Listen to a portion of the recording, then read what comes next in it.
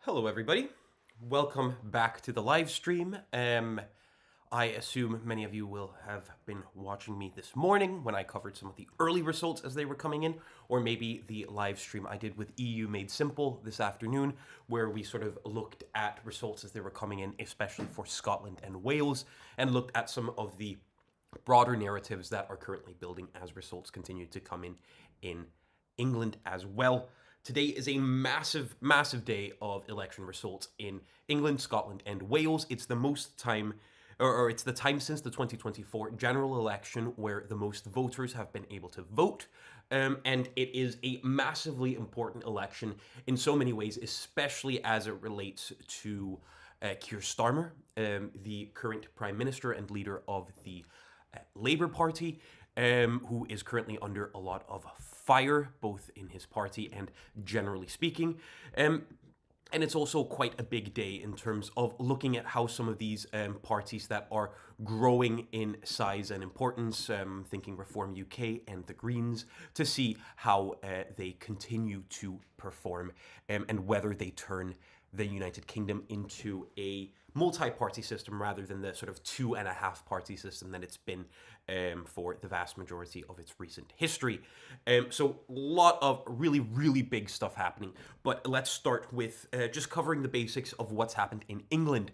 So in England, there have been local elections up and down the country, a bunch of different types of contests. Local elections in England are inherently a bit confusing because of the way that elections are staggered. So not all local seats are up at every local election. This time around, it's just over 5,000 councillor seats that are up for election and a handful of mayoralties, these being single council mayoralties. So it's not the big sort of hefty mayoralties that we sometimes think of when we think of Andy Burnham or Sadiq Khan. The other important thing to remember with England is that England's currently going through a massive reorganization of how local councils work there, how they're set up. So we're moving away from what we've had previously, where we've got this two-tier system in some parts of the country, where you've maybe got a district council of some form plus a county council, which encompasses multiple of these district councils. So it's a very confusing system. But the big takeaways, as you can see on the screen right here, it is Reform UK absolutely sweeping over 1,000 councillors out of the 5,000 up for election. And we're still waiting for quite a few councils to come through and report. I'd also just like to ask if people in the comments would just leave a little comment just to let me know if the sound quality or at least the sound volume is good. If it's not, I will make sure to adjust that. But yep, so the big story here, Reform UK, 1,000 councillors so far. They're looking towards, they're still hoping for quite a few more. The sort of metric for an amazing result for Reform UK is 1,600. I think it might be hard to get there for them at this point, but you never know. And even just, I mean, a net positive of 1,000 is obviously very, very positive for them.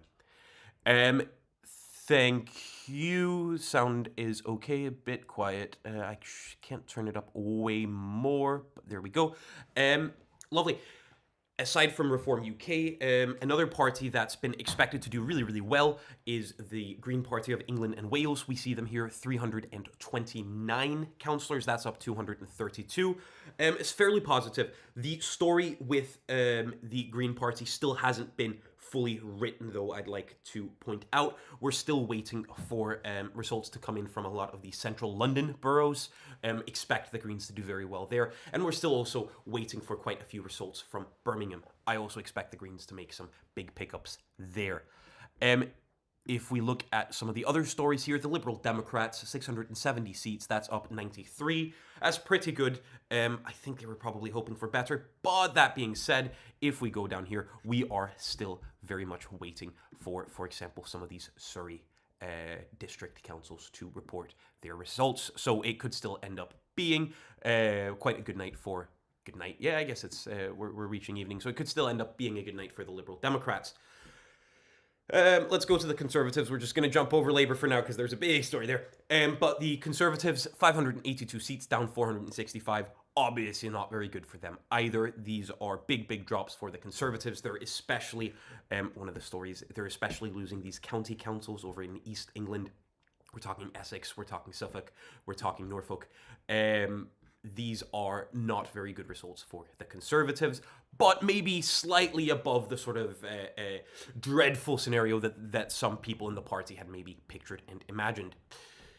Then the last big narrative is, of course, Labour, down 845 seats. Still slightly better, and they're on course for a better result than the nightmare scenario for them. So I guess that they can take that as a little bit of a victory, but it's obviously a bloodbath for Labour and their results and their performance in the council elections. There have been a couple of stories already with MPs coming out and calling on Keir Starmer to resign. And that will be sort of one of the big takeaways of, especially the local elections, but also in Scotland and Wales, one of the big stories will be, will Keir Starmer be forced to resign? If we take some of the local stories, I think that could be quite interesting. District councils. If we turn to London, we can see here London turning into quite a mixed picture, actually, which is fascinating. Reform UK win their first ever London borough election. We see the Greens picking up stuff as well, Waltham Forest, and interestingly, they picked up their first mayor in Hackney, and I see that they've now also picked up a mayor in Lewisham. So those are sort of the early hints that it could end up looking pretty good for the Greens, even though right now this, to a lot of people, might seem like a bit of an underwhelming result. The best is yet to come for the Greens, I'd say. That is London. If we turn our attention to the county councils, this is where Reform have really shown the Conservatives who is boss right now. If we look at Essex, for example, look at that, 53 pickups for Reform UK. That's a loss of 41 seats for the Conservatives. Absolutely excellent result for Reform, very poor election for the Conservatives, and none of the other parties are really that strong in these sorts of county councils in this area. If we look at, it's the exact same story up in Suffolk. Look at this, Reform UK plus 41. The Greens making a little bit of progress as well there, and then you see the Conservatives down 40. Very bad result for them. And then this one, this is a question that I was asked about a bunch in comments during the first video, but no results were available then, so I couldn't tell you guys anything. And it's only just been revealed, I think, about a couple hours ago. Here in Norfolk, if we look at this, something fascinating is happening here. Because what is this? What is Independence and Others here? It is the party Restore UK, or specifically their sort of a subsidiary, if you will, Great Yarmouth First. Great Yarmouth First and Restore UK are projects of Rupert Lowes. He was a former Reform UK MP. He was elected in 2024, but ended up in a massive kerfuffle with Nigel Farage, Zia Youssef, and Lee Anderson, for example. So he went over to form his own party. This party's Restore Britain has only been around since March, I believe. So this is a big move for them. They picked up the 9 seats that they were contesting there. They didn't stand candidates across England. They didn't even stand candidates across this county council, but they stood candidates in Great Yarmouth, and they've absolutely knocked it out of the park in terms of delivering on results. So that's a very positive story for Restore Britain, a party I know a lot of people are asking about, this sort of interesting party to the right of Reform, a sort of anti-Reform party on the right. So that was another interesting story. Then something else I wanted to highlight before we turn to the devolved parliaments is, if we go up here to Manchester, you see Manchester stays red. That's not because Labour knocked it out of the park in Manchester by any way. It is because, mathematically speaking, there was absolutely 0% chance that any other party would retain control in Manchester, because only a third of the council only a third of the council seats are up for grabs, or were up for grabs yesterday, and therefore there was no chance that Labour would lose control. However, we go in here, we see minus 24 for Labour. Where are those going? Look at that. The Green Party plus 17 in Manchester. They should have done well in Manchester. They did do well in Manchester. They'll be happy with that. They'll now be looking to sort of similar areas as well to pick up those last couple of hundred seats that they'd want to have a really, really good election result. But this just goes to show this further fracturing of UK politics. We no longer have Labour, Conservatives and Liberal Democrats as the only parties. We've now also got Reform and the Greens as serious players. Staying on the topic of the Greens performing well, let's hop over, here we go, Norwich. So Norwich is, of course, also a very green type area. It is a very up-and-coming, very cultural place, a lot of young people, they've got a university there. So this makes a lot of sense. These are the types of places that the Greens really, really want to go after and really are putting a lot of effort into, and it seems to be paying dividends for them. And just to highlight one third little victory for the Greens, we could actually go for a couple. One example could be Exeter, where they're doing well, another sort of university-ish town, quite well off, very sort of socially liberal, and Cambridge is a similar story. In terms of Reform UK, I've highlighted those county councils, but they also do well in district councils in especially more rural areas. For example, here we've got Thurrock, plus 45. I mean, that is a spectacular result if you are a Reform UK supporter. And they also picked up, let's go over here, Sunderland. Look at that. That's a Reform gain from Labour. That's a massive, massive result for Reform UK, plus 58 seats in the Sunderland Council election. And they've picked up the first, I believe this was the first of the day council that they won, was Newcastle under Lyme, where you can see here plus 27 for Reform UK, minus 17. That's almost every single councillor for Labour out, and another bad result for the Conservatives. So this is just to show the sort of general trends. You've got a bunch of grey on here. What does the grey mean? The grey means no overall majority, which is also, I think, something that's quite fascinating with this result, because if we go down here, look at the amount of councils that are turning into no overall control councils.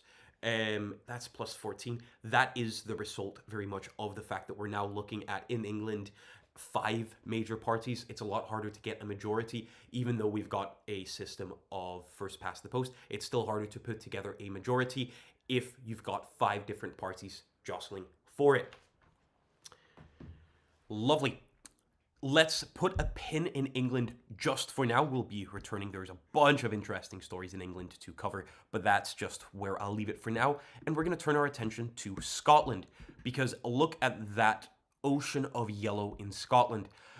What's happened here is that although the SNP have gone back in polls, and although they have not performed quite as well on most of the constituency votes as they did last time around, the fact that the Unionist vote, which is the anti-independence parties of the Conservatives, of Labour, the Liberal Democrats and Reform UK, they're splitting that vote 4 ways, especially now with Reform UK as this sort of unpredictable new factor in Scottish politics.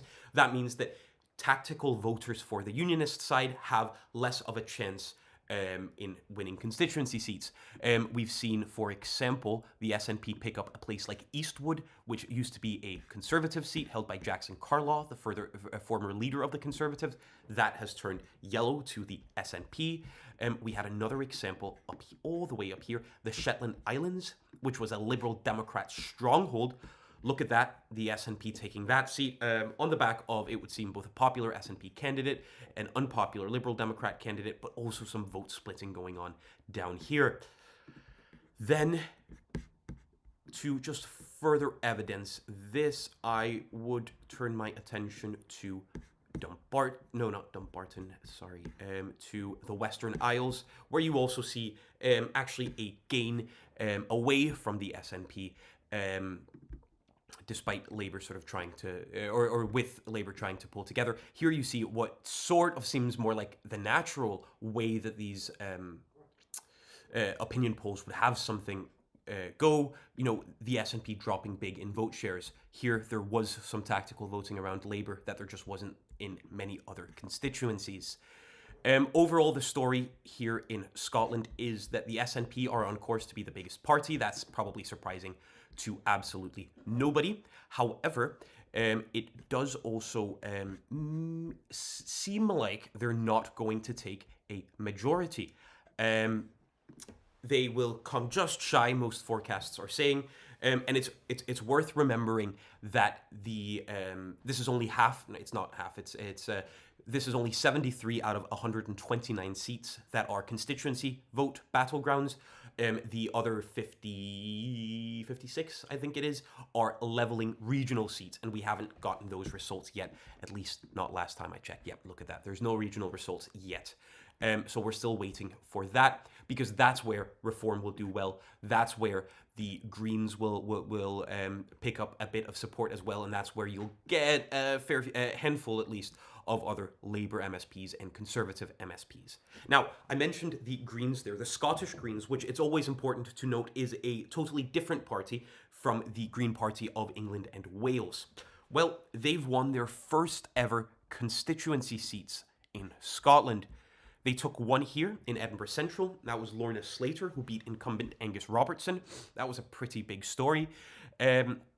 Goes to show that the Scottish Greens are slightly changing their electoral strategy. They're no longer just a list and regional party. They are now also a serious constituency party. They really focused in actually on 4 seats that they wanted to contest. They only stood in 6, but focused on 4, and that's paid dividends because they've won 2 of those.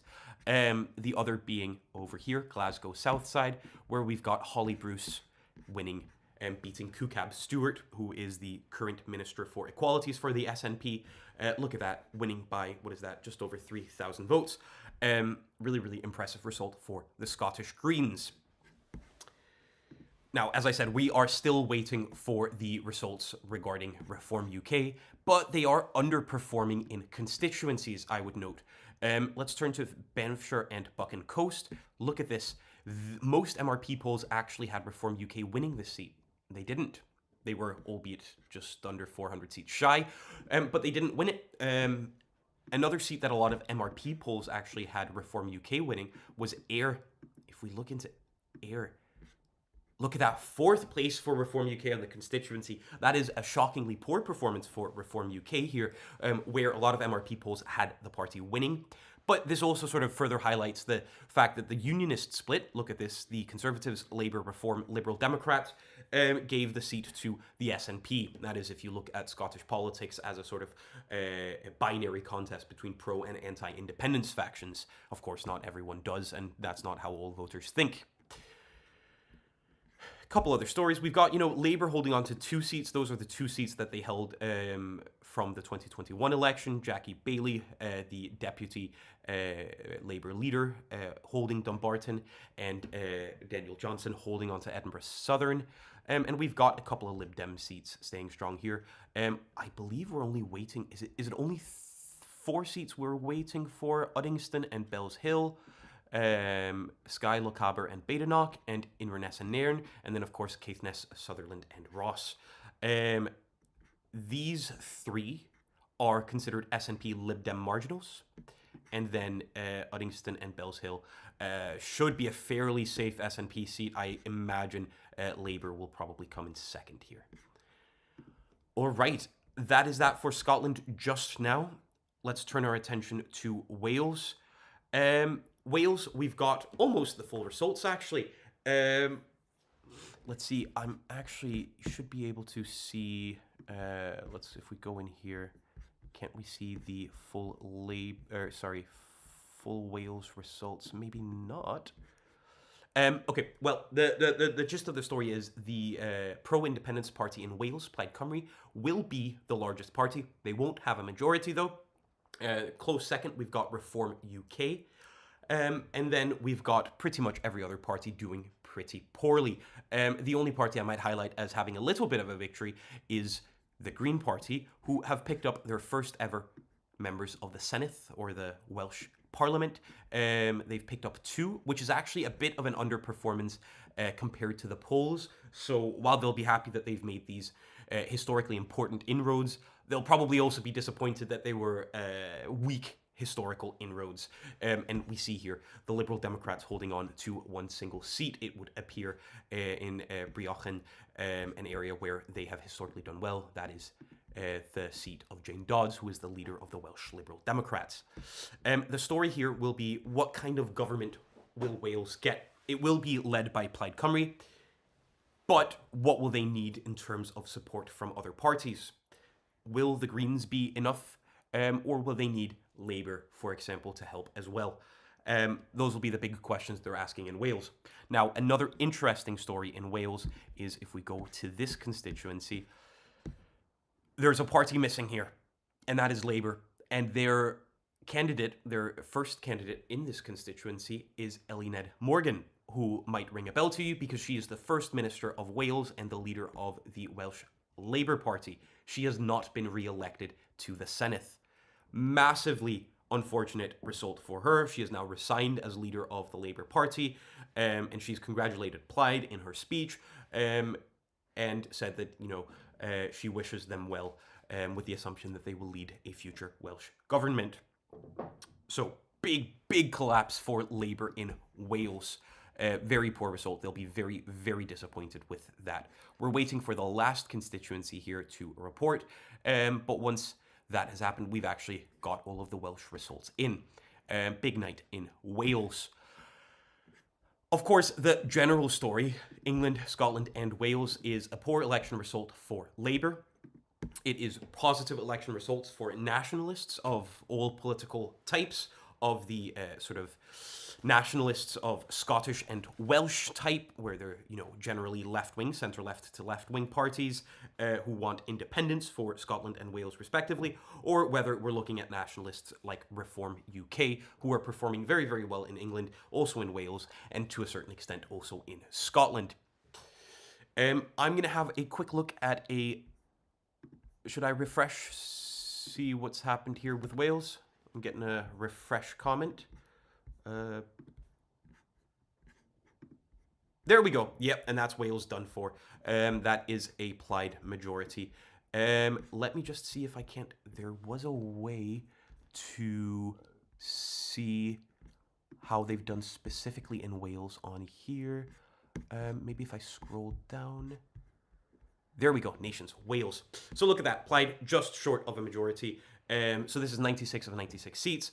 Reform UK, 34 seats. Then Labour with an atrocious 9. At the last election, they took 30 seats. They're down to just 9 now. The Conservatives down to 7. The Greens up to 2. And the Liberal Democrats at 1. Now, I am slightly curious, though, because one of the stories here was Clwyd.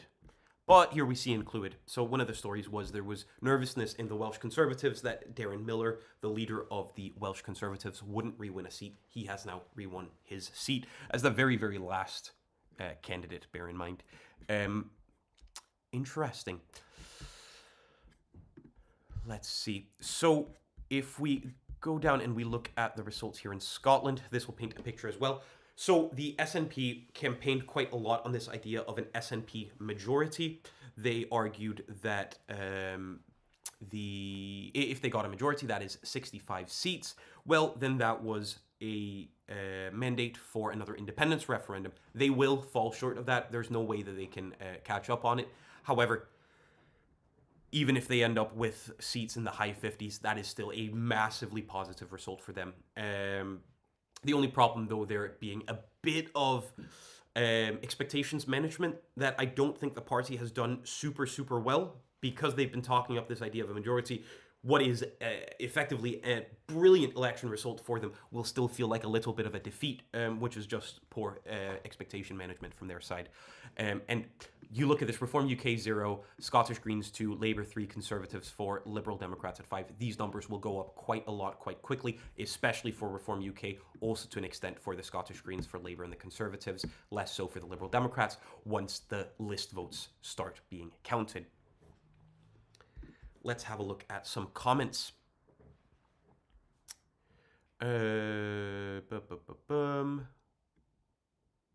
People saying, lol, the Lib Dems kept their one Welsh seat. So they did. Someone saying, from Inverness here, it's going to be interesting if Fergus Ewing keeps his seat.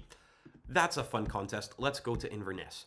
So what's happening in Inverness is we've got a really, really, we've got a really, really prominent independent, Mr. Fergus Ewing, who's actually an incumbent MSP. Now, he was elected for the SNP. His mother is Winnipeg Ewing, who, if you know anything about the SNP, you'll recognize that name as one of the absolute stalwarts of the party. She won a very, very prominent by-election some years ago that sort of put SNP on the map. Well, Fergus Ewing got fed up with the party's left-wing social policies, so he left to now stand as an independent.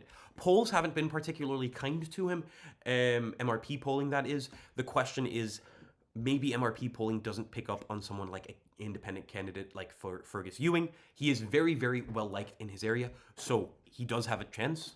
I'm not saying it's a super likely chance, but he does have a chance of taking the seat, which would be a really, really interesting dynamic in the coming parliament.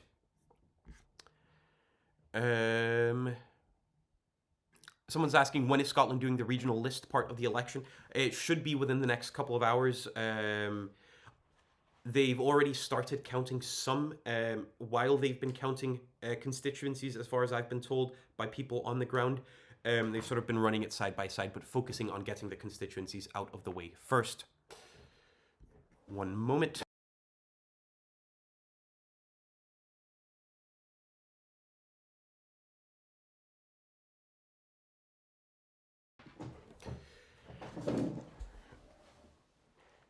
Someone's asking, what do you think about Lib Dems' performance? Generally speaking, positive. I mean, if we start in England, can I get the full list?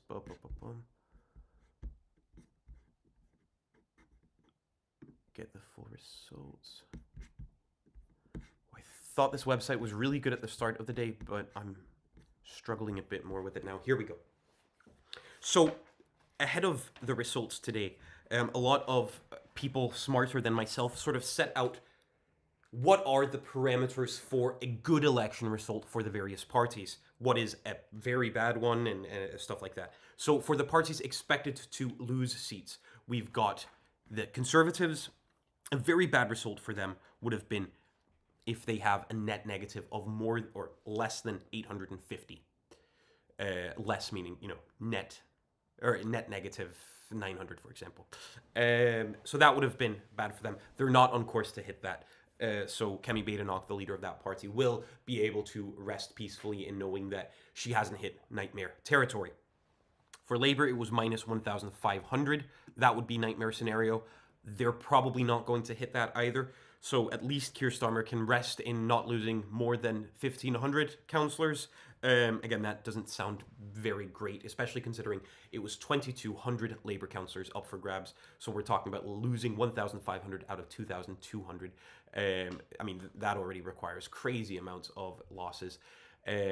But it looks like they won't do quite that badly. But they will get over the net negative 1,000. For Reform UK, a spectacular day would have been 1,600. They're probably not going to pick that up, but they'll get close. So they will be fairly happy. I mean, anything positive is, of course, fairly positive, but it's a matter of they're obviously doing very, very well in the polls. There's a lot of talk about them being the next party of government, so they want to really, really perform well in these types of contests to prove to the electorate that they can win. For the Greens, the number was 450. They won't hit that, I don't think. And for the Liberal Democrats, it was 300. I think they're very far away from hitting that. Of course, a stronghold for them, like Surrey, we're still waiting for. Though I hear that people on the ground are feeling bullish on the Liberal Democrats there. But that all being said, the results are not quite as terrible for Labour and the Conservatives as some people were fearing within those parties, and they're not quite as positive for Reform UK, the Greens, or the Liberal Democrats as some people were expecting. However, once you look at this, I mean, this is still a very good night for Reform UK, a very bad night for Labour, and then, smaller, less dramatic narratives about the next three parties. Let's have a look. A lot of people asking about Rupert Lowe and Restore again. As I said at the start, they did pick up 9 seats that they were contesting. And there was a by-election as well that I believe that they won. It's a bit annoying because the BBC are only reporting on them as independents, but I can confirm they won the 9 seats that they were contesting, which is a terrific result for Rupert Lowe. It's a terrific result for Restore Britain. They'll be very, very happy with this. A lot of people, myself included, thought that this was maybe more of an online type of movement, that there was just more excitement around Rupert Lowe online than there was in person. Clearly, he's very, very popular in Great Yarmouth, where he's the MP for, and so is the movement that he's trying to build. So that will be a story that we'll be following probably for the next several years as they start to really try to compete with Reform UK. Let's see here. It will be interesting to see if these election results will bring the discussion about election reform. It could potentially, I mean, it won't in England, I don't think. I don't think there's a massive movement right now to get rid of the first past the post system. Of course, there's currently underway a big sort of shakeup of the way that councils are organized, getting rid of this 2-tier system, for example, and there's a lot of redistricting happening right now as well across councils in England.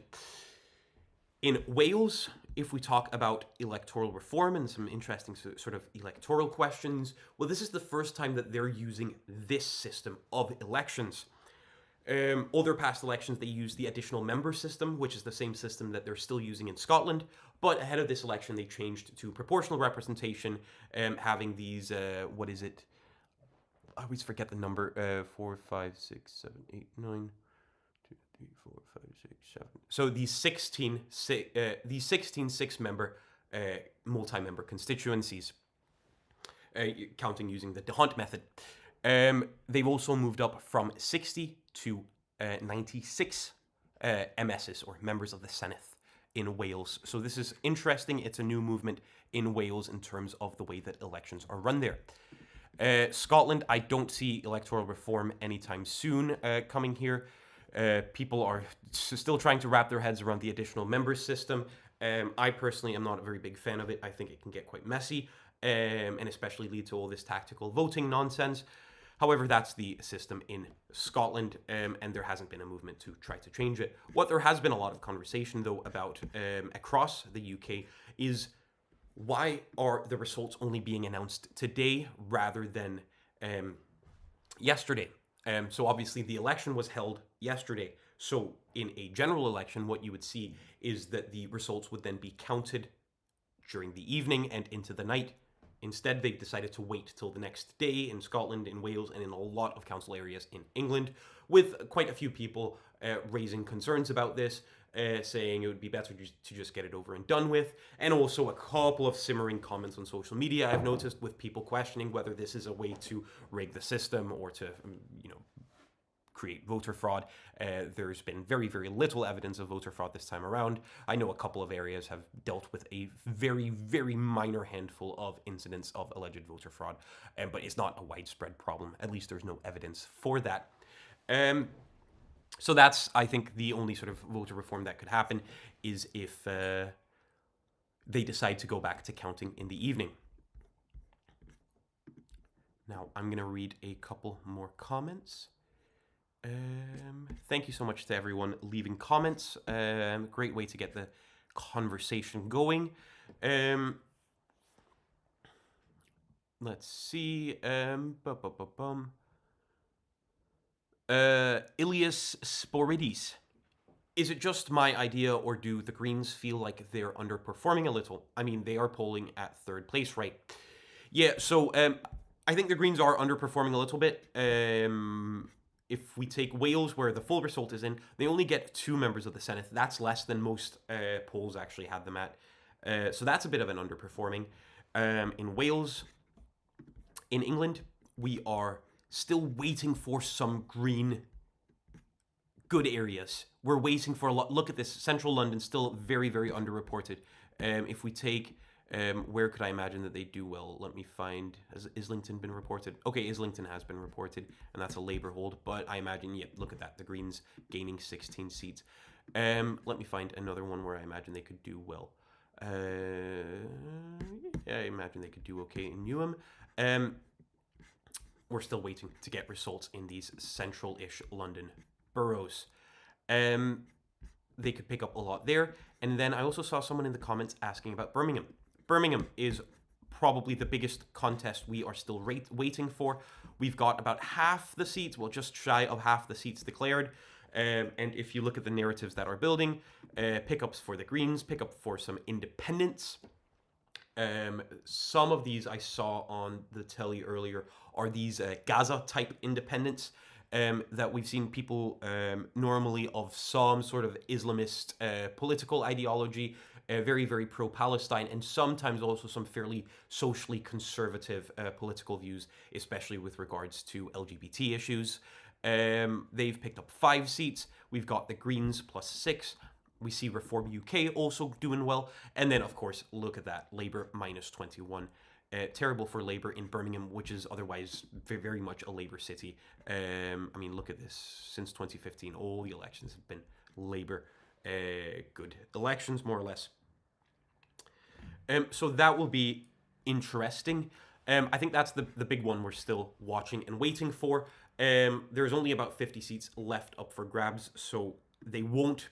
The Greens, that in Birmingham, of course, there are other places as well. We've still got 31 councils left to declare. I don't think the Greens will quite get to the excellent result that some of them had been hoping for, but, I mean, they will get a good result.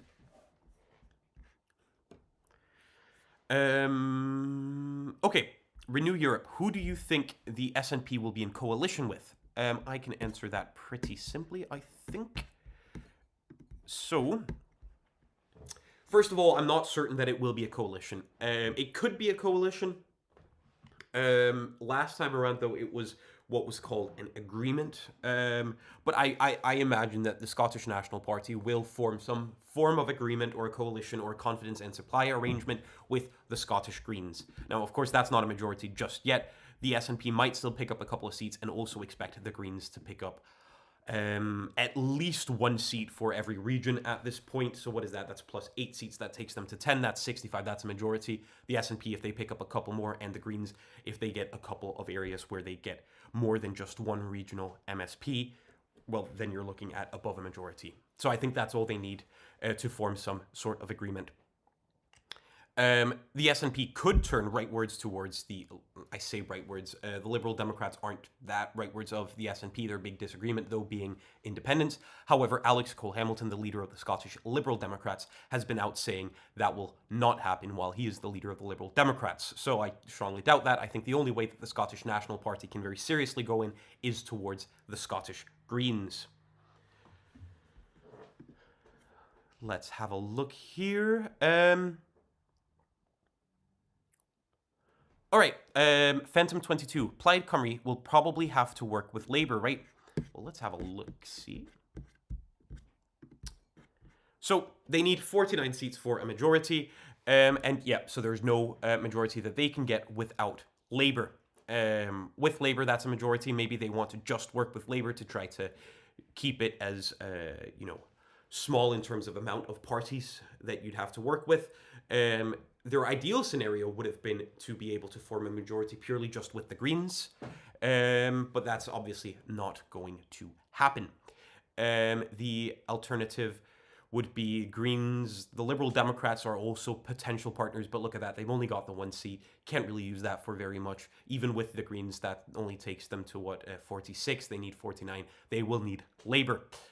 Whether they form some sort of formal arrangement, which was formed the last time around when the seats were flipped, when it was Labour who had the majority and would lead the government, or they didn't have they didn't have the majority, they had the plurality, and would lead the government. Plaid made an agreement with them that they would give them votes during important discussions, during important issues, but that sort of fell apart during the past period. Let's have a look, see if there's anything else happening in the chat.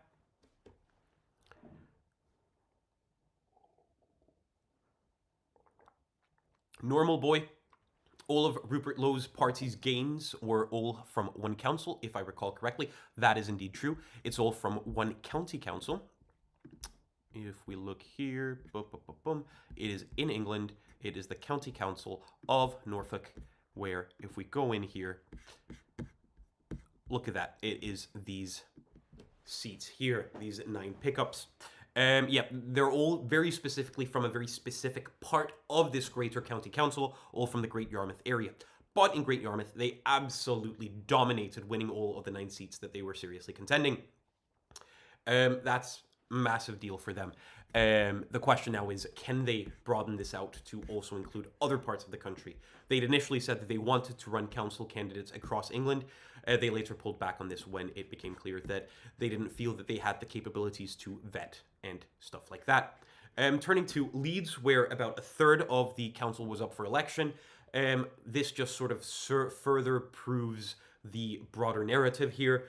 We've got Labour going down 12 seats, and we've got the Greens and we've got Reform UK picking up on those. Leeds, of course, also being a bit of a Labour area.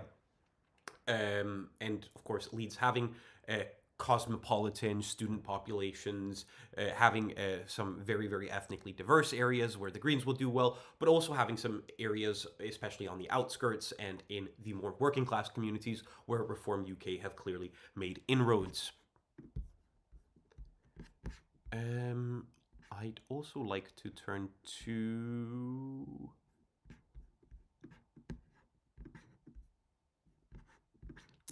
what could be another interesting place? Let's look at Cambridge.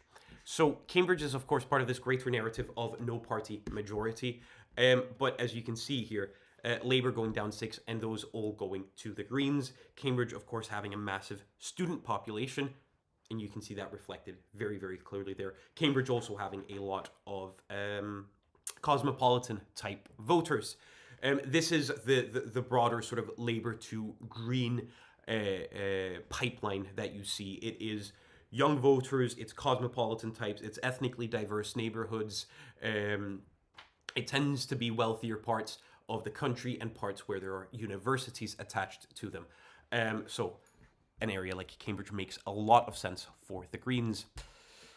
If we look at some reform heartlands again, let's turn to, well, this is less of a heartlands, but this is an interesting one. So Epping Forest is a very, very conservative area. I believe this is where Mark Harper, the former transport minister during Rishi Sunak's tenure, he was an MP for. It's an area with a long conservative history. And as you can see here, Reform are really picking it up. It is a rural area, Reform doing well with farmers, Reform doing well in these smaller towns across England and across Scotland and Wales as well, actually, where people feel quite disconnected from the politics of your sort of bigger, more socially liberal areas like big cities. Now, let's turn to, County Council Hampshire is always a fun one. Ooh, and then we'll turn to West Sussex after that. So if we look at Hampshire, Hampshire is, of course, a conservative area, very conservative. The Liberal Democrats also pretty strong there. It's very affluent, very wealthy, and it attracts the sort of voters who are inclined to either vote Conservative or Liberal Democrat. But this I find fascinating because Hampshire and Reform, in my head, don't chime.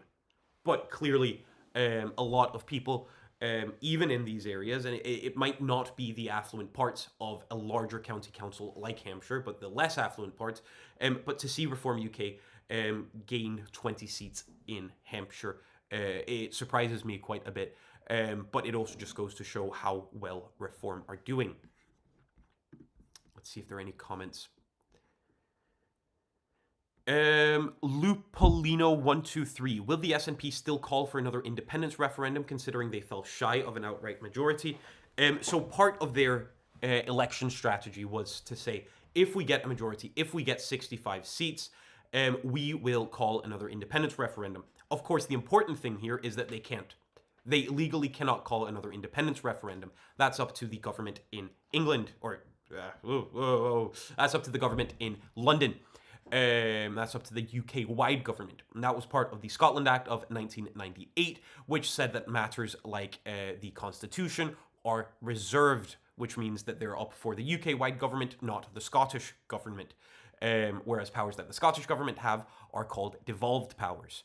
This was also tested in a series of court cases under the First Ministership of Nicola Sturgeon, who wanted to call her own independence referendum, but was told very, very bluntly that's not how this works. So first of all, they can't call an independence referendum. They need support from the UK-wide government, which is not going to happen. Labour wouldn't want to do that. The Conservatives also would not want to do that again. They granted them an independence referendum back in 2014 under Prime Minister David Cameron, but that's not going to happen again. Wes Streeting, the Secretary of State for Health, was out in a very, very prominent interview a couple of weeks ago during this campaign saying that the Labour government will not be granting the SNP another independence referendum. So it will have to be a case of we wait for a situation where a party like Reform UK come to power in London. They're less anti-referendum than Labour and the Conservatives are. Nigel Farage has been out saying he could see a situation where the right thing to do would be to allow for another independence referendum, or alternatively, a situation after a UK general election, the next one, latest having to be held in 2029, where because of mathematical parliamentarism, Labour can't have a majority without the support of another party, like, for example, the SNP, then maybe the SNP could turn that into a way to negotiate for a referendum. But we're years away from that happening. Now that they haven't won the majority, they'll probably still be calling for a referendum. They'll probably just take the fact that there is a pro-independence majority, the SNP plus the Greens, which we're still expecting, which we don't know for certain yet, but I'd be really shocked if that's not the case. Well, they might then just make the argument that that's evidence enough that there should be another independence referendum. MRK45, there's been noises that Reform are looking to abolish the Scottish Parliament. No, that's not true. They haven't. There are candidates who are to the right of Reform, a couple of independent candidates who have talked about this, but that is not Reform UK politics or policy. They've made that very, very clear. They have, however, talked about maybe cutting the amount of MSPs and maybe renegotiating the powers that are devolved versus what powers are indeed reserved, but not abolishing the Scottish Parliament. That is false. Cube One Burr, are the monster raving loony party doing well? I haven't seen them pick up a single seat. If anyone has seen them pick up a seat, do let me know. I do love the Monster Raving Loony Party. For anyone who doesn't know, they're sort of a satirical party who stand at UK elections. And they normally stand as sort of, they stand with silly hats and fun rosettes and all this kind of stuff. But no, I haven't seen them actually winning any seats. Let's scroll up here.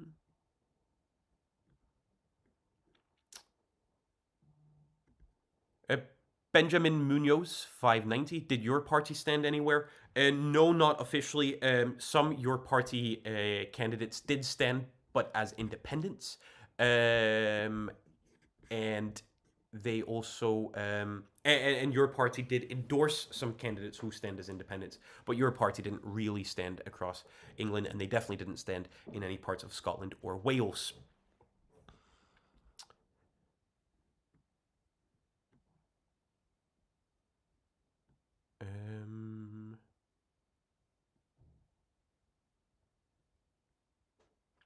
Oscar SI1CR, you think the results are actually bad for Reform in terms of the general election, as they've only ever shown themselves to be extremely incompetent when in councils? So I think what you're referring to here is Kent County Council, which Reform UK won, and which there's back in 2025, and which there's been so much focus on because there have been issues around controversy when it raised council tax under Reform, despite them having said quite clearly they would not do that during the campaign. And there's been a lot of defections from the Reform group and a lot of leaked internal messages and communications. I mean, I don't think it's bad for Reform per se, because every single elected councillor for Reform is a potential future MP for Reform and someone that they can stand at the next general election. But it's also a potential future, not a potential, but an almost assuredly future volunteer for the party, someone who will go out and campaign for the party during the next general election. So you want to have these councillors. They are people who you can at least make the argument are getting paid for helping the party in some way, or receiving a salary because of their role within the party. So you can make the argument that that's very good for them. On the other hand, if there are similar controversies as there's been in Kent, more scandal, and of course there's more focus on Reform councils because Reform is a new party. So if something goes bad in a Reform council, everyone will know about it. If something goes badly in a Lib Dem or a Tory or a Labour council, it will be much less reported on than a Reform UK council. That's just sort of par for the course for being the party leading in the polls and for being a new party that a lot of people are very excited about. It's clicks, it's views, and it's people reading your newspapers. James Carmichael asks, haven't Reform councils actually done pretty well? Well, another argument that Reform UK have made is that actually, when you look at it compared to, on average, other councils run by other parties, they are the party that have raised council tax the least, which is true. I sat and looked at the numbers the other day, actually. That's not just spin. You could make the argument that living in a Reform UK council is generally going to mean a lower council tax, or at least smaller council tax rises than for other parties. But, you know, this is all contentious and it's all very subjective, so you can't answer that definitively. I'm just going to have a sip of coffee. Cuberber, or Cuba1ber. I kept getting the same Conservative volunteer coming round to ask if I'm voting for them. I told her yes far too many times. That's funny. I used to work in campaigning, so I can tell you exactly why this is. This will be an area that they very much decided is a Conservative stronghold that you live in. And because of that, they wanted to make sure to go out and get every single house as many times as they could, because they also know that there will be people who aren't in when they go to canvass the first time. But also because they really, really want to mobilize that vote. When a party is in defense, like the Conservatives are, it's more important for them to go out and knock on doors for people to make sure that they go to vote, and to make sure that they aren't thinking of switching over to a party like Reform UK than it is to try to go out and fight for new votes in areas where they know that they're less inclined to do well. We've got some Batrumba. I love that name. I probably didn't pronounce it right, but excellent account name anyways. Hi there, Jonas. Have been off the grid. What's the news on Scotland? How bad is it reform-wise? Love from Poland. Love right back to Poland. How bad is it reform-wise can be understood two ways. I don't know how you feel about reform. If we go to Scotland, as you can see here, there's not a single Reform turquoise constituency seat. Reform has not won a single seat on the first vote. They've also actually, I'd make the argument, underperformed a bit on the constituency vote. Bamshire and Buchan Coast, they were expected to win according to most MRP polls. They came just under.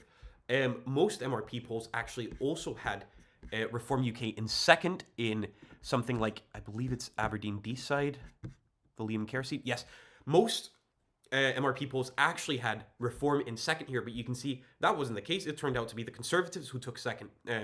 Liam Kerr, a very prominent MSP, but of course the seat won by Stephen Flynn. Something we should probably also have a chat about, because that's very, very important and something that will also define Scottish politics in the future. But I'll just stay on Reform UK just for now. There were also a lot of MRP polls that suggested Reform could win Ayr. You can already see now, Ayr is SNP yellow, but not just that. Reform ended up in fourth place behind the Conservatives and behind Labour, so that's a bit of an underperformance. On the other hand, if we go to Glasgow, Baillieston and Shettleston, who do you expect to be in second? I would expect Labour to be in second here. Would you look at that? That is Reform UK second in a Glasgow seat. Of course, this is the very prominent Reform UK candidate, Thomas Kerr, who's number one on the Glasgow list. He will be elected on the list. But this just goes to show that Reform are popping up, and they've still made inroads quite a bit.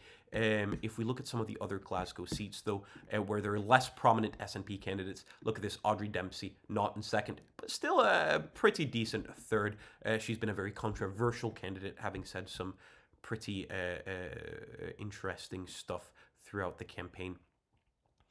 And then Rutherglen, I want to check out Rutherglen, actually. I haven't looked at what's happened in Rutherglen. Here we go. Again, Reform UK in third. Interesting. All right. So Reform slightly underperforming in most constituency races, slightly overperforming in others, but I'd say the general trend for constituencies is underperforming. However, I've heard from quite a few people currently at vote counts saying expect Reform to do really, really well on the list vote. And what this implies to me is that Scottish voters are really, really used to the additional member system. They know that Reform UK don't stand a massive chance of winning constituency seats. Instead, they recognise that the best way to vote Reform, if you're a Reform supporter, is to vote for it on the second ballot, where it will do much, much better. So expect them to pick up at least, I'd imagine, 2 list seats in every region. I'd imagine in quite a fair few regions, they'll also be picking up 3. 4 might be a stretch, though. But even if they just pick up 2 in every, that's 16. I imagine they might even actually get a chance at cracking that number 20. Lovely. We've got a super chat here from Kate for us. Thank you. How much correlation is there between the Brexit vote and current reform vote? There is a high correlation. I don't right now have, I'm sure these maps will be made within the next couple of days by excellent map makers out there. But I can tell you right now, just looking at where Reform is doing well, I can tell you that these are places I know that the Brexit vote was also high. If we, let me see here. I'm just going to find a quick map for Brexit voting.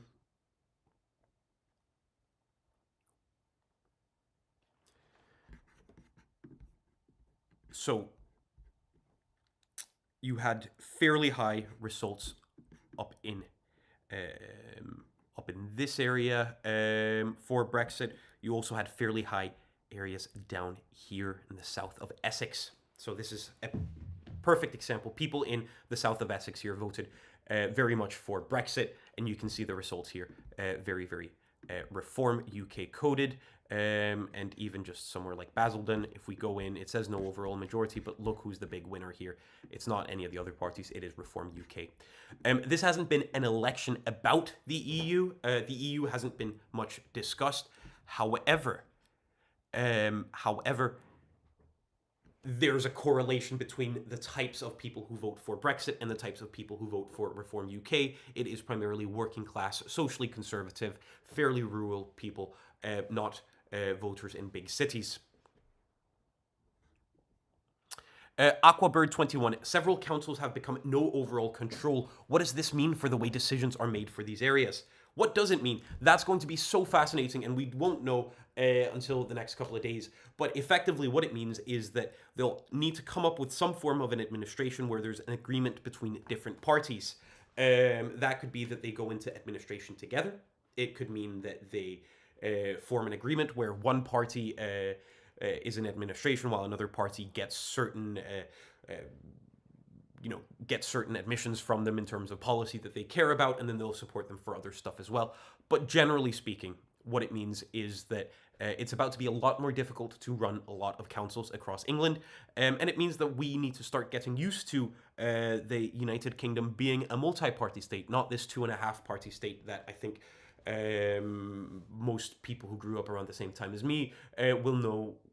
In England, especially for Scotland and Wales, obviously having the sort of third independence party.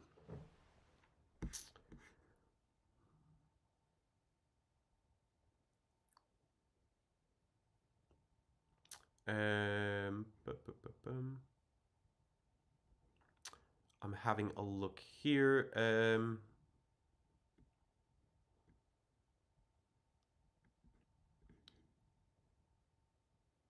Okay, Cube One Burr again. Do you know how will Labour leadership election work with all the unions? I'm a Conservative member, and the process was pretty smooth. But I know that Labour have far more members. Yeah, so this question sort of jumps to a couple of conclusions. And let's actually turn to that, because one of the reasons why so much of the world is looking at these elections is not because someone like myself in Denmark cares super, super deeply about what happens in Hull, for example. No offense to the good, fine people of Hull.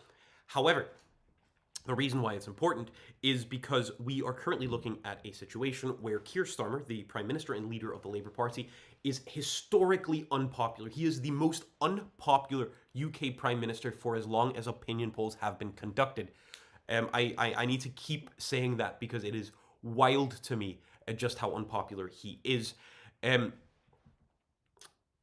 top of that, he's currently facing quite a lot of internal backlash, especially around this Peter Mandelson scandal, which I'm sure a lot of you will all have heard about, which is... It involves him making Peter Mandelson, a former figure of Third Way New Labour, making him the UK ambassador to the US, even though he knew that Peter Mandelson had connections with Jeffrey Epstein. It's then been highlighted just how close Peter Mandelson was with Epstein, and that sort of created the snowball of a scandal involving vetting papers and firings of civil servants, yada, yada, yada. Things are not looking good for Keir Starmer. Now, that means... right now, because Labour are performing so poorly in this election, a lot of MPs will be looking at the map, seeing, wow, this is the area where I'm an MP for. I can see Labour losing a bunch of seats there. That really frightens me, because I know when I'm up for re-election next time around, I'm going to lose this landscape to Reform UK. So I want to get rid of Keir Starmer, and I want to replace him with someone who's more popular.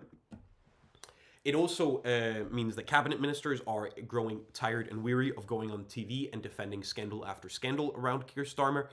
And we've actually already seen a couple of figures go out and call for Keir Starmer to resign. The first and most prominent was Anas Sarwar, who is the leader of Scottish Labour. He went out and called for Keir Starmer to resign in February, I believe, which now means that he's run a whole campaign as leader of Scottish Labour, calling for the senior leadership within the party to resign, which has been a bit of a bizarre experience for him, I'm sure. What we're looking at in the next couple of days is, will the cabinet say enough is enough, we're done supporting you, Keir Starmer? Will the backbenchers try to form a revolt? Or will Keir Starmer just read the writings on the wall himself? Will he resign within days? Will he resign within weeks? Will it take months? Or could he somehow survive all of this? We don't really know. I've been caught several times saying, I think he's going to resign within days now. And I've been wrong every single time. So who's to say? My hypothesis is still that we're looking at weeks or days. We're not looking at months or years before it's game over for Mr. Starmer. Now, I just saw Normal Boy ask who can replace Keir, though. And I will get back to the question about how, but let's start with who. There are effectively, I'd say, 4 main candidates. The first being Andy Burnham, the very, very popular mayor of Greater Manchester. He used to serve in cabinet for Gordon Brown. He's a very popular figure, and he sort of exists in the Labour soft left part of the party, which is a step to the left of Keir Starmer. He's got a problem, though. He's not an MP, and to be Prime Minister, you need to be either an MP or a member of the House of Lords. He is neither. So he would need, for a by-election to be called, he'd need for an MP to resign and for him to win the by-election that then ensued to even be eligible to stand against Keir Starmer. That would require Starmer doesn't resign for another little bit of time. Now, Burnham tried to do this earlier in the year when a vacancy became available in the seat of Gorton and Denton. He tried to stand as the Labour candidate, but the NEC, the Labour National Executive Committee, said, no, we don't want you to stand. The official reason being they didn't want a by-election for mayor of Greater Manchester. But, of course, there's also the element that Keir Starmer kind of controls the NEC, and he didn't want Andy Burnham in Parliament being able to cause a coup. The second candidate is Angela Rayner. She is also a member of the soft left. She used to be more of the sort of Corbynista left, but she's moved in towards the centre, into the soft left sphere. She used to be Keir Starmer's deputy leader of the party and also deputy prime minister. However, she had to resign last year when a scandal erupted around taxes and her failure to pay stamp duty taxes on a new property she bought, and her failure to get the proper legal advice that she should have gotten. Now, that case is still not resolved. She still hasn't paid the amount of stamp duty. She doesn't believe she has to. But this is a massive, massive a cloud over her head in terms of being the future leader until she gets this resolved. I think it's really, really hard for her to be a serious candidate.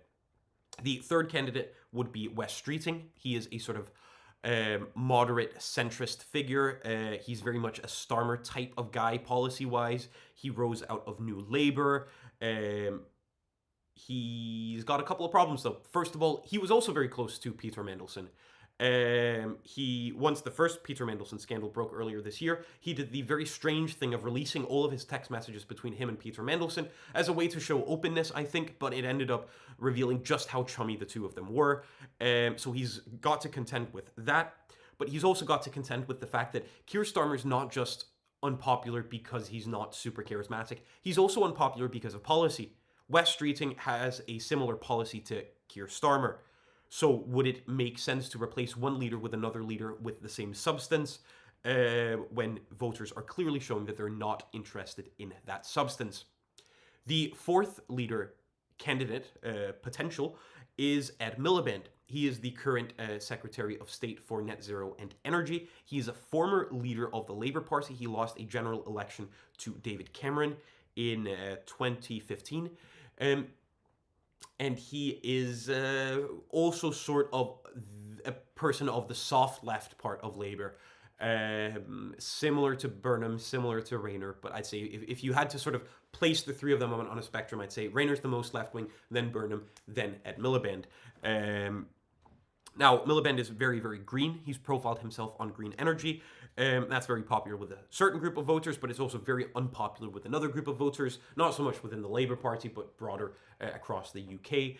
But his biggest challenge isn't that. His biggest challenge is the fact that he's already been Labour leader once, and he lost an election. So would you really want to go back to a loser? That sounds quite mean, but I mean, that is the sort of thing that a lot of MPs will consider. Now, how would a Labour leadership contest come about? Well, it would require, I believe it's 80 MPs to sign a petition not to sign a petition against Keir Starmer, but to sign a petition in favour of another candidate. That would then create a leadership contest, and then that would be taken to the members' votes. However, 80 MPs is a lot. Get them all behind one candidate is a lot. And then the most difficult thing is you can't mobilize 80 MPs without people realizing. So the person who's trying to mobilize these MPs, well, they'll need to be very, very open and public about it. And at that point, do you want to be the first person to jump ship? Do you want to be the first person of those four candidates or any other potential candidate to go out and say, hey, I'm going to challenge Keir Starmer? If the whole thing fails, well, all of a sudden, that's your career ruined. If it's successful, of course, you can be prime minister, but it is very, very high risk, very high reward. And the question is whether anyone is ready to do it. Now, of course, Andy Burnham can't do it in the near future because he's not an MP. The other three could theoretically do it. I think it would be ill-advised for Angela Rayner to do it before her tax scandal is solved. But Ed Miliband and Wes Streeting could, in theory, get started tomorrow if they were willing to risk it. Duda Monis says, I never understood if the sandwich thing actually influenced the election result in 2015. That's a reference to Ed Miliband, who in the 2015 campaign famously ate a bacon sandwich in a very uncharismatic way. It became a massive photo on all the tabloids, and it is, unfortunately for Ed Miliband, probably one of the things most people will remember him for. And then I'm seeing MRK45. Hey, Lincoln lost elections in the past. Yeah, if Lincoln could do it, then so can Ed Miliband. Ed Miliband, the 21st century's Abraham Lincoln. No, but seriously, yeah, no, he could. And there are cases, not so much in recent history in UK politics, but if you go further back in the 20th century, you do have instances of PMs sticking or party leaders staying around after having lost campaigns, general elections. For example, someone like Ted Heath lost quite a lot of elections, but stuck around as party leader anyways.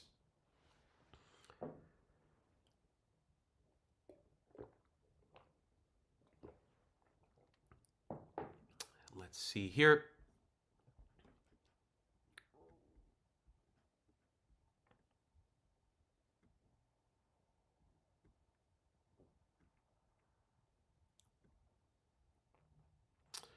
Real Money Nath says, why did Angela resign over the tax thing?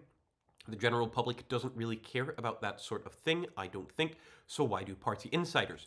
I disagree with you. That case was actually very, very significant all across the news, and importantly, we actually saw her approval ratings dip quite significantly because of it, and they haven't come back up ever since. So there is that negativity around it. The problem, though, of course, being that once you have that dip in net approval, it's hard to get it back up. Even if she solved the problem now, she would still be stained with that past. So I do think it's really important, and I think it did matter, and she had to resign because of it. And because even if you take all the politics, put it aside, what happened was the Prime Minister actually sought advice from his ethics advisor. And because he did this, the ethics advisor came to the conclusion that the ministerial code had been breached by Angela Rayner. And it's a very, very bad look to have a public letter from an ethics advisor saying your deputy prime minister breached the ministerial code, which is, the Bible for a minister. They're not supposed to break it or breach it. Here's your deputy prime minister who breached the ministerial code. But I'm going to defend her anyways. You can't really do that. The ethics advisor, of course, being quite an interesting position. I believe it was Rishi Sunak who introduced it after the long series of problems around the prime ministerialships of Boris Johnson and the very brief blip that was Liz Truss. I'll be back in one moment.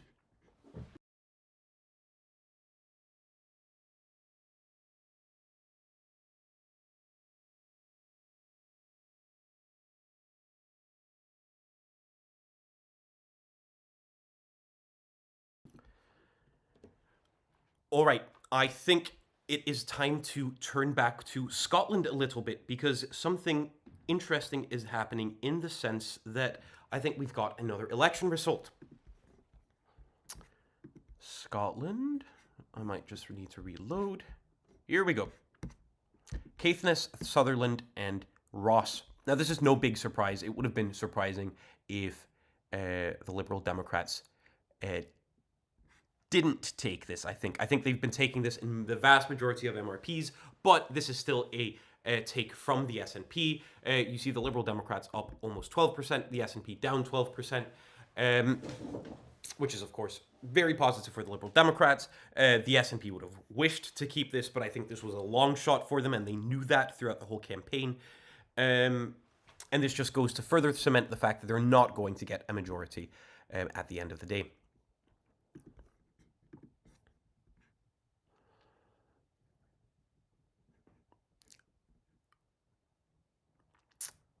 I've got Rebel Rame 2524. How much do you think Burnham PM would move the needle for Labour, if at all?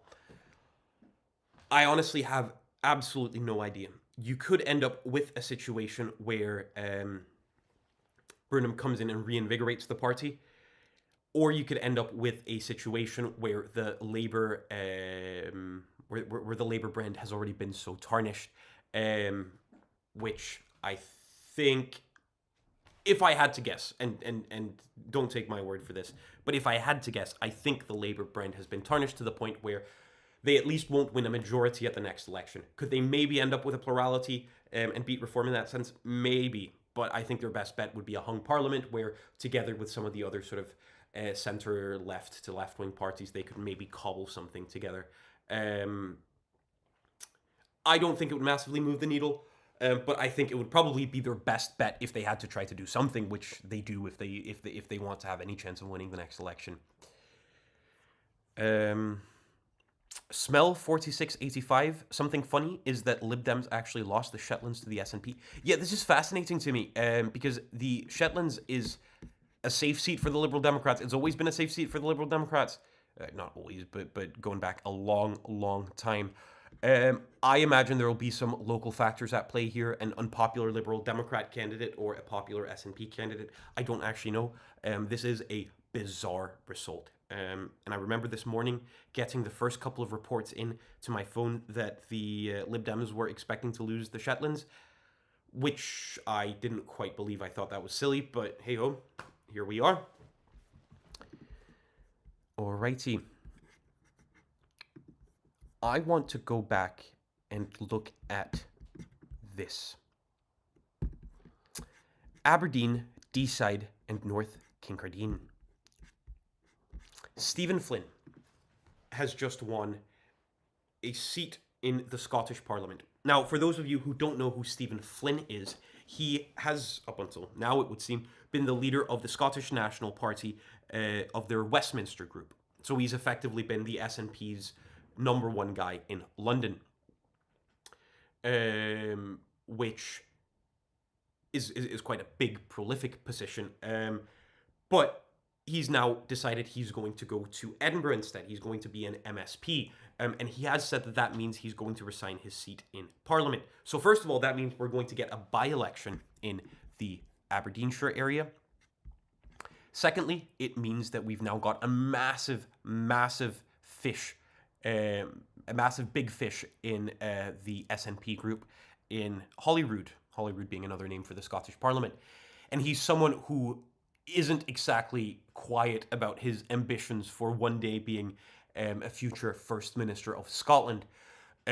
He's, I'd say, socially a bit to the right of John Swinney currently. Rumours have it, and I don't have this evidence, but rumours have it that he is the guy who pushed Humza Yousaf to ending an agreement with the Greens back in 2024. So it'll be interesting to see how he places himself in Edinburgh now, and whether he starts to try to put together Project Flynn for First Minister. He probably will at some point, and one day when John Swinney resigns, which I don't see happening in the near future. Actually, he just had a massively good election result. But one day, when that day comes, right now it looks like it'll be a Stephen Flynn as the sort of socially moderate, if you want to use that term, versus Mari McCallan, who is the more sort of traditional left-wing new SNP figure. So Stephen Flynn's entry into the Scottish Parliament sets up this really interesting dynamic that we should keep an eye on. So this is Cheesy Peasy Snake. Are any of the parties pro a more representative system? Like, for example, the Liberal Democrats? Yes. So in terms of parties that support proportional representation of some type, the Liberal Democrats are always out front. This is one of their big issues. The Green Party are generally quite in favour of it as well. And Reform UK have historically been massive supporters of it. However, now when they look like they're leading in the polls and have a pretty darn good chance of winning using the first past the post system, all of a sudden they've pulled back on their support for proportional representation, which just goes to show why changing an electoral system is so difficult, because any party in government will have literally just won an election with the electoral system in place already. So why would they want to change it? And that's the big question. That's why I'm always a bit hesitant to jump ship on oh yeah, they're about to change the system just now. Add on top of that, the fact that there's actually been a referendum something like, I think, 12 years ago in the UK about changing the electoral system, and voters resoundingly voted against changing to a ranked choice system. This was set to a referendum, and voters were absolutely not interested. So I don't think the chances of anything actually happening are particularly big, but it is an issue that the Lib Dems care a lot about, and it's an issue that the Greens have also spoken about at a couple of times. Aquabird21, thank you so much for that super chat. Thank you for your election coverage. Much appreciated. No, thank you for the support, and thank you to everyone watching, and to Aquabird for that generous donation. Bulbasaur represent. Have you looked at the Newcastle result yet? I have not. Let's look at Newcastle. Boom, boom, boom, boom. Never been to Newcastle. I used to live fairly close to it.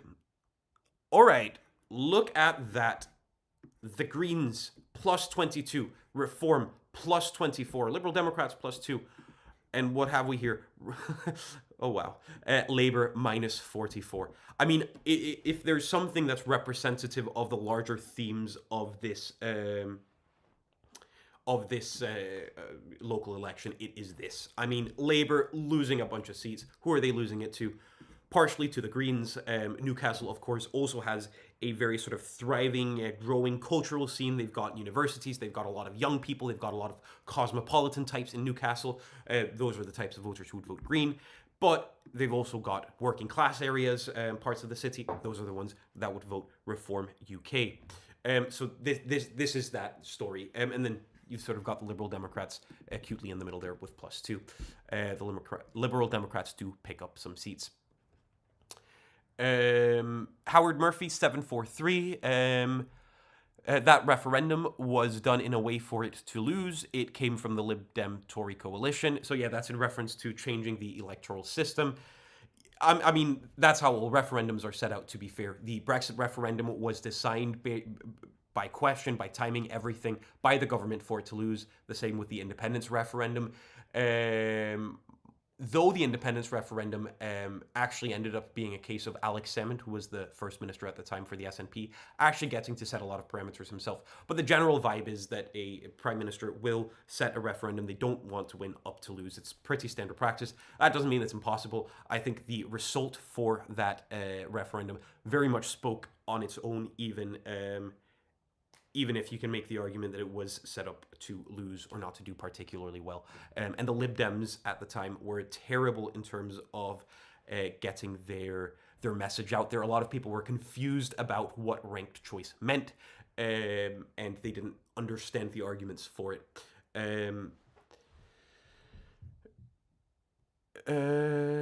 Let's see here.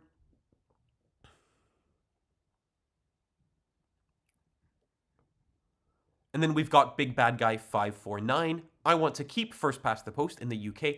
And see, that's what's interesting to me as well, is there are legitimately good arguments for a first past the post system.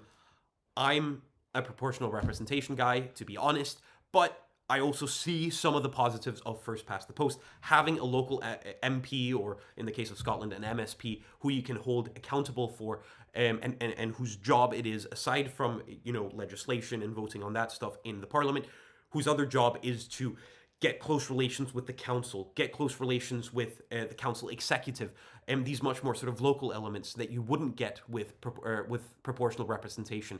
I can say that from experience in Denmark, where we don't really have the same closeness with members of the Parliament that you do in England, Wales, Scotland, and Northern Ireland. That being said, though, you know, it is constantly a difficult question. That's why they've designed a system like the additional member system. I see Lolly Try Day. LOLYT Dry 7778 saying AMS, which is the additional member system. That's what they've got in Scotland. The problem with that system, however, is, as you'll have heard when I spoke about Scotland, so much of voting is it ends up being tactical voting, which can be quite troublesome and means that so much of the debate is less about, you know, what could be positive changes for the country, and more, who should I vote for in this area, particularly to remove this party, or who should I vote for here, who makes more sense, this type of thing. And that has filled a lot, unfortunately, in my opinion, in the Scottish election this time around.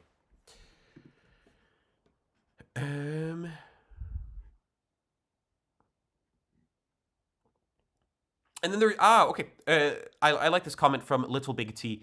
There are unfortunately legitimately no advantages of FPTP because ranked choice voting gives the same local representation but without tactical voting. Now, for anyone who doesn't know what this means, ranked choice voting is the idea of what you do. Then you've got constituencies the same way you do with first past the post.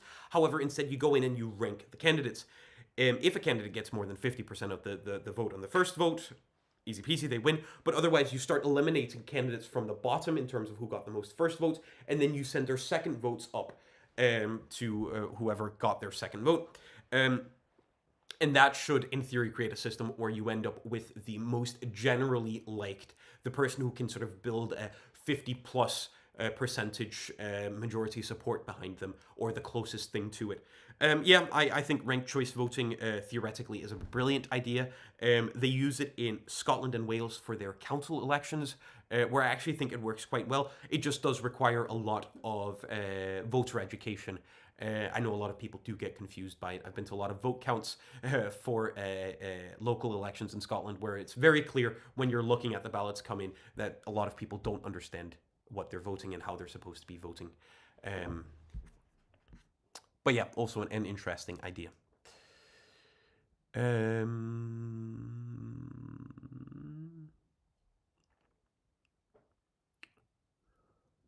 Just scrolling up. Sorry, this has been a sideline conversation about electoral systems just now, but hey, it's actually quite important in this context because we've got 3 different elections with 3 different voting systems. So it's quite interesting to reflect on that means and to compare the results in that way.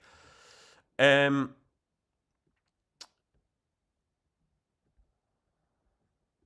just scrolling up through the comments. Let's see.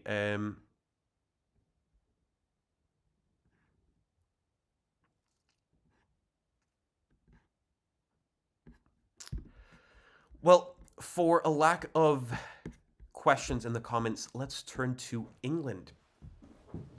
Let's zoom in on London, because I'm really hoping for some results here soon.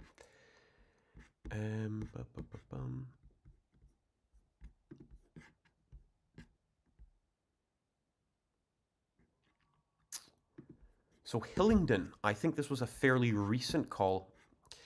This is interesting, and this has been a slightly interesting narrative that's emerged in a couple of places in... Let's see if this was the case in Ealing as well. No, not really.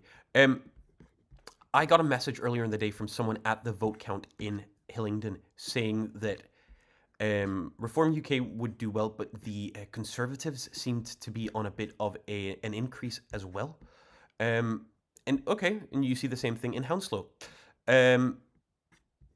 I don't really know what the idea is here. Oh, wasn't Westminster yeah, that's a Conservative gain from Labour. Look at that. So you do have the Conservative Party performing fairly well in parts of London, at least when I say fairly well, picking up seats from Labour.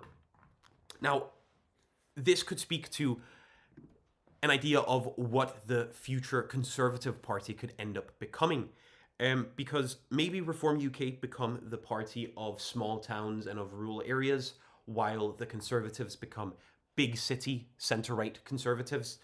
That, in my opinion, could maybe be the future of the party. I've previously theorized that the Conservatives could actually end up becoming the rural party, while Reform UK become more of a working class party, even in cities. But you've sort of got this weird jostling where people are trying to find out what they want to use these parties for. This is people on the right. I'm talking about predominantly right now. What do they want to use Reform UK as? What about the Conservatives? But also, where does Reform UK and where do the Conservatives want to place themselves? Because as of right now, it looks like the Conservatives will survive at least a couple of cycles, even if they become sort of a minorish party in this style of like a Liberal Democratic Party. Now, one of the reasons I'm also thinking that the Conservatives could kind of become the new rural interest party is because of this. Look at this blue wall in southern Scotland. You've got Galloway and Dumfries and West Dumfries. You've got Dumfriesshire, and you've got Ettrick, Roxburgh, and Berwickshire. These are very, very farmer-heavy parts of Scotland, all staying Conservative in the constituency vote. I find that really fascinating. I mean, this was kind of expected. There were fears about Finlay Carson, the MSP, the Conservative MSP here, losing his seat that I heard from some Conservatives, but look at that. I mean, he won by, what is that, over 1,600 votes, or just under 1,600 votes. So maybe that's what the Conservatives will become, is more of a rural party. Look at Aberdeenshire West, where Alexander Burnett held on to his seat. But then you've also got this strange thing that's happening in London, and I personally can't really make sense of it. How is London? How are the Conservatives moving forward in London, but also retaining some of the rural seats, while you could say the same about Reform UK, moving forward in working class London, but also doing well in a lot of these rural seats. And I think maybe that's just for the right wing to figure out what they want to use these parties for. I'm getting some more questions. What about Restore? What about Restore? So I assume you guys have logged on recently because Restore UK, no, not Restore UK, sorry, Restore Britain, have won 9 county council seats in Norfolk, in the Norfolk County Council. Now, they only stood for these 9 seats, so that's winning every single seat they stood for. All of these seats in Great Yarmouth, a specific smaller part. Let me point to it on the map if I can find it. It's Sword, I think it's around here where you've got Great Yarmouth. So they only stood candidates in those specific wards, but they won every single one of them. So that's very, very positive for a party that I thought was more of an online type party than a serious candidate for actually like winning seats, but I'm clearly proven wrong. And it'll be interesting to see whether Restore Britain can turn this into a broader electoral movement in the future.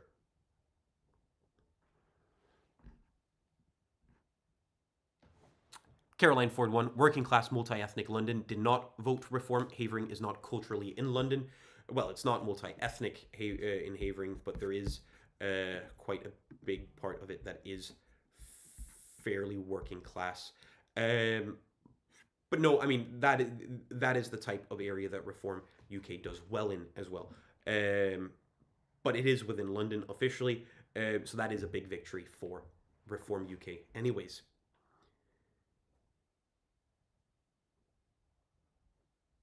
Someone's saying, it's scary to see the Greens doing so well. Don't be scared. It's just politics. I'm just scrolling through. Big Bad Guy 549 is setting me up to fail with a question. What do you think the UK would be like politically in 10 years from now? I mean, the honest answer is I have literally no idea, and if I guess anything, it will be wrong, I can promise you that. But my theory is that it will be a multi-party system, much more, than it has been historically. It won't just be Conservatives, Labour, and the Liberal Democrats will have to contend with coalition governments in a way that the UK hasn't had to contend with before. Reform will probably still be around, probably not as significant. I think there will be a sort of leveling at some point. Reform will either come into government in 2029 or they'll end up being the opposition party. And coming into government will mean that they'll have to make decisions. That'll be unpopular. Right now, they're sort of relying on we can just complain about stuff. And that's not a diss on Reform UK. Any new party can do that, and any new party does that. The Greens do it as well. But at some point, they'll have to take responsibility in some form or another, which means that they'll decrease and they'll move to a more natural place for them. I could see it being a type of thing. You've got Labour and the Conservatives representing sort of the centre, the Liberal Democrats sort of the social centre, and then you've still got the Greens and Reform as sort of mid-sized parties about the same size as those other three. That's my guess. Who knows? There might also be other parties that emerge. I don't think Restore Britain will emerge, but again, hey, that's just my guess. Phoenix Reborn 6065 says Restore will have taken Reform's place by then. I struggle to see that personally, but hey, who knows? The reason I struggle to see that is because Reform UK is the product of many years of professionalization. It's the product of many, many decades of Nigel Farage fine-tuning his political antennae and learning his craft. He is, love him or hate him, one of the most talented politicians in the Western world. Rupert Lowe is very talented as well, but right now he is performing well based on instincts. And at some point, instincts and experience are, I think, going to reach a heads. But who knows? I'm just going to open the curtain to see if I can get a little bit more light in here.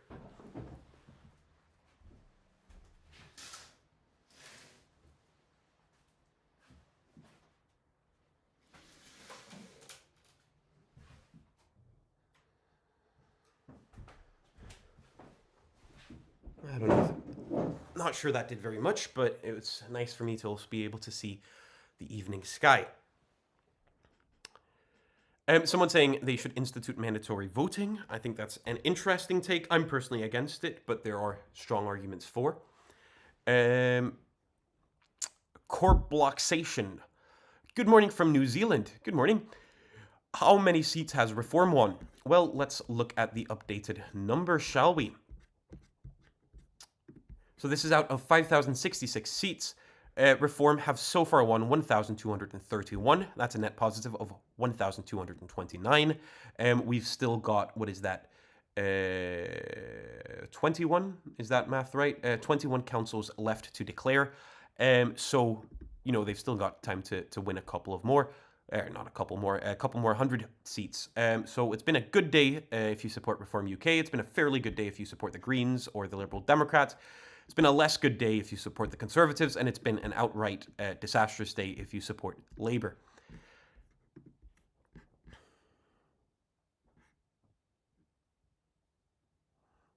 Smith2156, thanks for confirming you have clothes on beneath the waist. Lol, yeah, no worries. Metus LX, hi Jonas, do you think Labour could move towards proportional representation before the 2029 election? No, I don't. I don't see why they'd want to do that.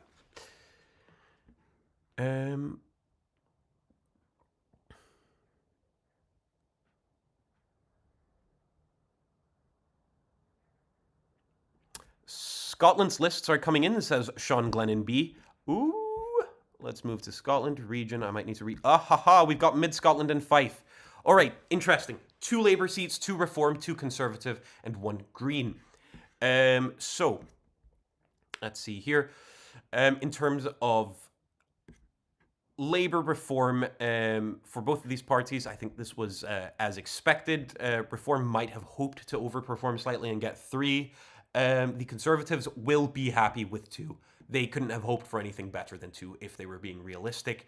This means that they've lost Ros McCall, who I think is a very, very talented MSP, and the Greens retained their 1 seat here with Mark Ruskell, one of the less well-known, but I think also one of the very talented Scottish Green Party MSPs. Claire Baker retains her seat. She was a very, very vocal opponent of gender self-ID within the Labour Party. And then you've got Joe Long, who is a new name here. Helen McDade, Julie McDougall. I'm trying to think if I know very much about them. I thought Julie McDougall was a councillor in Glasgow, but I might have been wrong. Helen McDade representing sort of old Reform before the professionalisation that's taken place the last year and a half is all I know about her. Shall we try to reload and see if there's any others? Now, and as you guys will probably realize, I am much more sort of in tune with the people who have been elected in Scotland than any of the other constituencies. I know some of these people personally. Edinburgh and Lothians East. So, I mean, if you are the Scottish Greens, you are looking at that and going, Jesus, that is insane. Because the Scottish Greens already picked up a constituency seat there. Now they're picking up 3 list MSPs. That means that they've got 4 MSPs in Edinburgh and Lothians East. That is terrific. That is better than expected for the Scottish Green Party. They'll be absolutely thrilled with that. I don't know much about any of these 3, though, I will be honest. You've got Labour coming in with 2.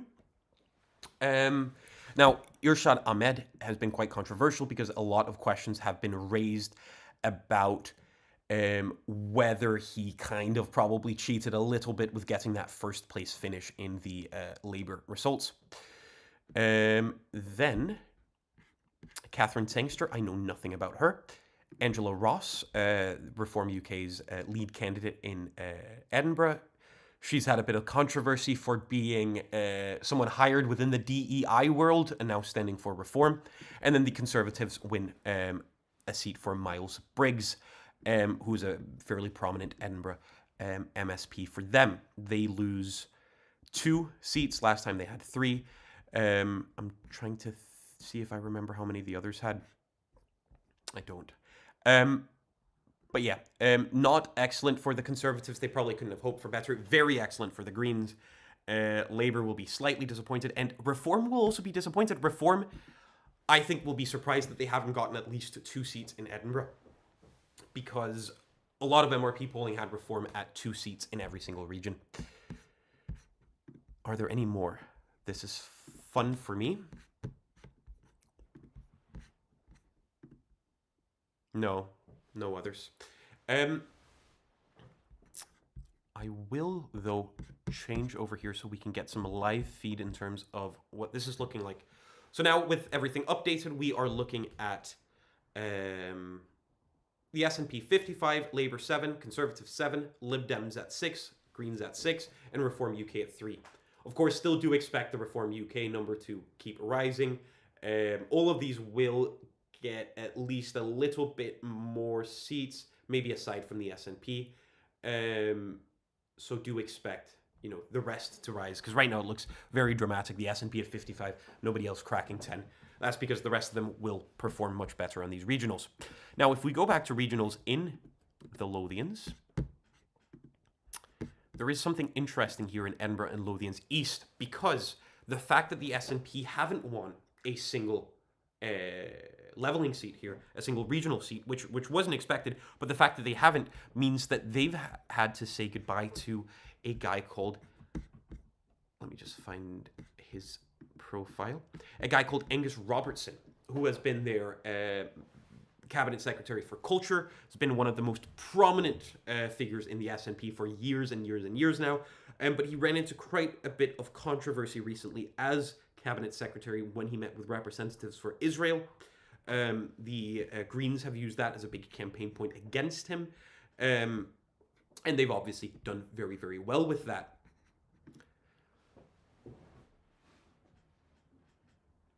Ryzeeks, I'd have thought Edinburgh would be one of the Reform's worst regions. 100%, yeah, it will be Reform's absolute worst region. It was always going to be. I still thought they could pick up 2 seats there. Them only picking up 1 is maybe a little bit of a disappointment for them, because it was expected not to be a great region for them, but, there are also some smaller towns out here. So if we look at the map for the region, now this is where you see the fact that I can nerd around much more with the Scotland map than any of the others. There are a bunch of sort of smaller towns out here where you could maybe see Reform performing well at. Edinburgh sort of ends, I think, around here-ish.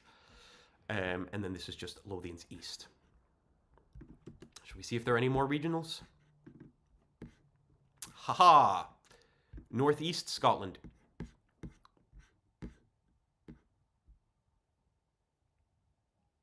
Okay, so this is interesting. Here we've got 2 seats for the Conservatives, 2 for Reform, 1 for Labour, 1 for the Liberal Democrats, and 1 for the Scottish Greens. 2 for the Conservatives was what they were hoping for. They've got Liam Kerr and they've got Douglas Lumsden, and that is on top of 1 constituency that they've got in the form of Alexander Burnett. So that's actually 3 people they've got in the Northeast. Reform UK pick up 2. They would have hoped for 3. They would have hoped to do better than this. This is another disappointing result if you're a Reform UK supporter. Duncan Massey, a former Tory councillor. I don't know who Mark Simpson is. But yeah, they would have hoped for 3. Labour, only 1. That's a massive disappointment for them. They would have hoped for at least 2. It's Michael Mara. Michael Mara is, I think, one of the absolute favourites to replace Anna Sarwar, because I think we're looking into an inevitable leadership contest in the Scottish Labour Party now. And I think Michael Mara is the favourite to replace him. In my opinion, it is between either him or Monica Lennon. Then you've got the Liberal Democrats taking a regional seat. That's massive for them. They are not a party that have done very well in the last couple of cycles on the regional seats. So this is a big positive shift for them. I don't know much about this candidate, but they'll be ecstatic with this result. The Scottish Green Party hold on to their 1 seat. The very, very controversial Maggie Chapman, who ended up in a massive public row with a former staffer who ended up standing in this region and actually was placed above her on the list before the party forced him to resign. He accused Maggie Chapman of bullying. She accused him of bullying. It was a whole row. Maggie Chapman already being a very controversial figure within the Scottish politics, having previously been suspended for a longer period of time from the Parliament for failures to comply with the rules.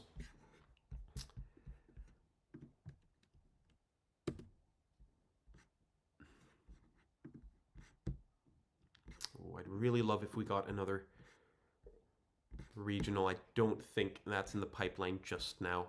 I'm really excited to see what happens in Glasgow. I'm excited to see what happens in the Highlands and Islands.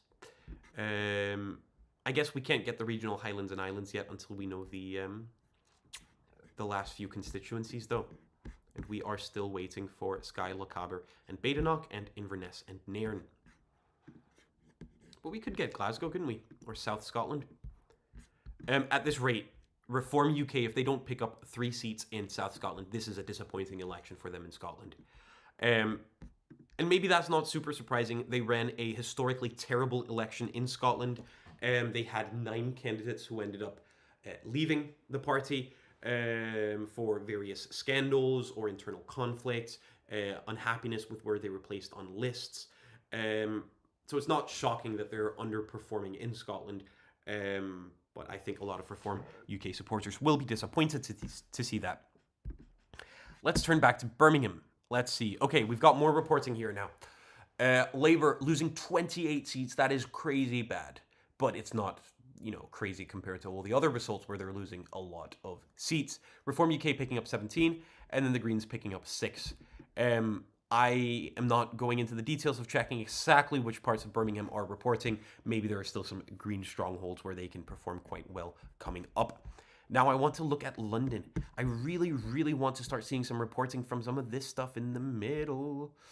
Okay, if we take Hackney, where we're expecting the Greens to do well, are they at least reporting on some? Okay, so they've reported on 34 of 57 seats, and here you can see the trend that you're expecting in this sort of central London, really, really strong Green territory. Plus 22 seats for the Greens, minus 22 for Labour.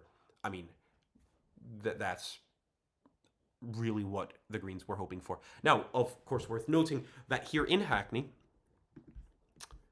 if we turn over here to mayor, the Greens won a mayor contest in Hackney, as you can see here. Oh, well, that's not what I wanted. There we go. As you can see here, by quite a comfortable margin as well over Labour. So that goes to show that these are the areas where the Greens are expecting to do well. Lewisham, they also won a mayor. Here we go. Another pretty decent margin, again, over Labour. They took this mayoralty from Labour. And I think we're still waiting for quite a few of the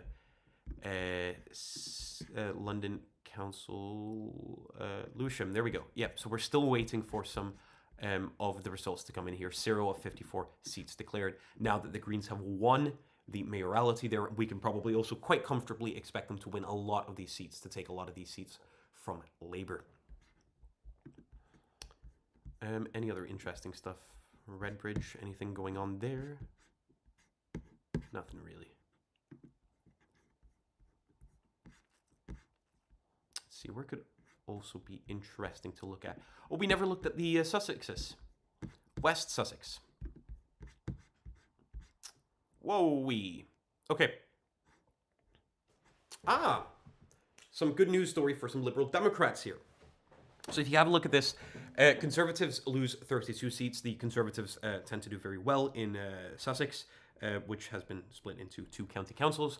And you can see here they lose 32 seats. That's not very good for them. And where do they go? Primarily to Reform UK, primarily to the Liberal Democrats. That sort of quite perfectly describes the Conservative dilemma. The Conservatives is a party that hosts some social liberal, fiscal liberals, who are sort of marginal swing voters between the Conservatives and the Liberal Democrats, but they also host some conservatives, some social conservatives, some national conservatives who sort of sit between the Conservatives and Reform UK. And this is just the perfect example of you swing too hard to one side, you lose all the other voters, you swing too hard to the other, well, there you go, you've got a problem. The Greens also picking up 6 seats here. Some of that will actually be Conservative seats going Green,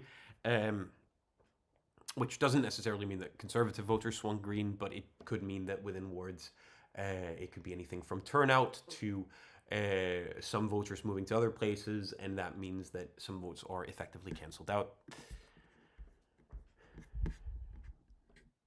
East Sussex. I expect a fairly similar narrative.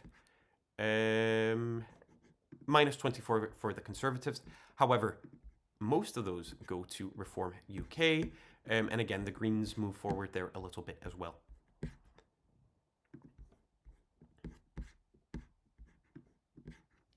Now, I want to look at Surrey, because Surrey is Lib Dem territory. And we've got nothing. Okay, never mind then. That's a shame.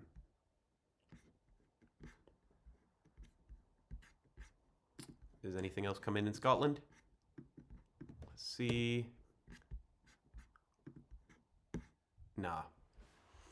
But if we take a second to reflect on this, because I think this is interesting at this point that Reform UK is underperforming to this extent in Scotland. There'd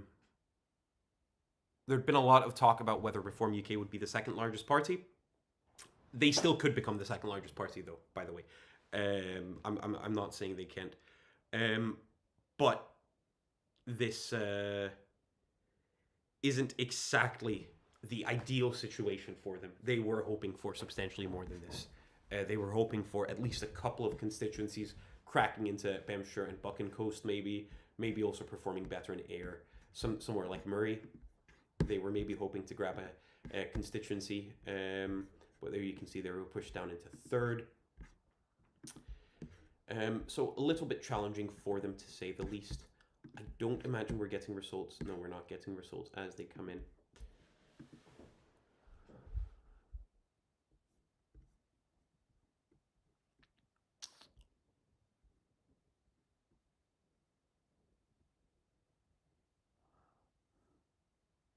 Someone saying Jonas for president. Thank you. Support my campaign, please.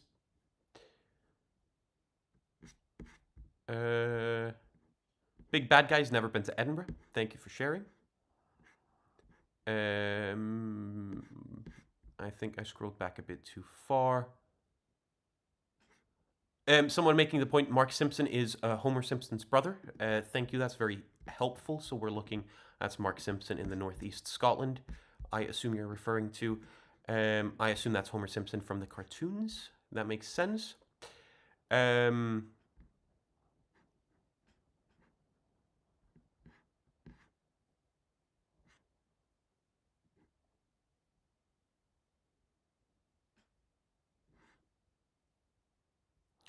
Mickey 3UWU.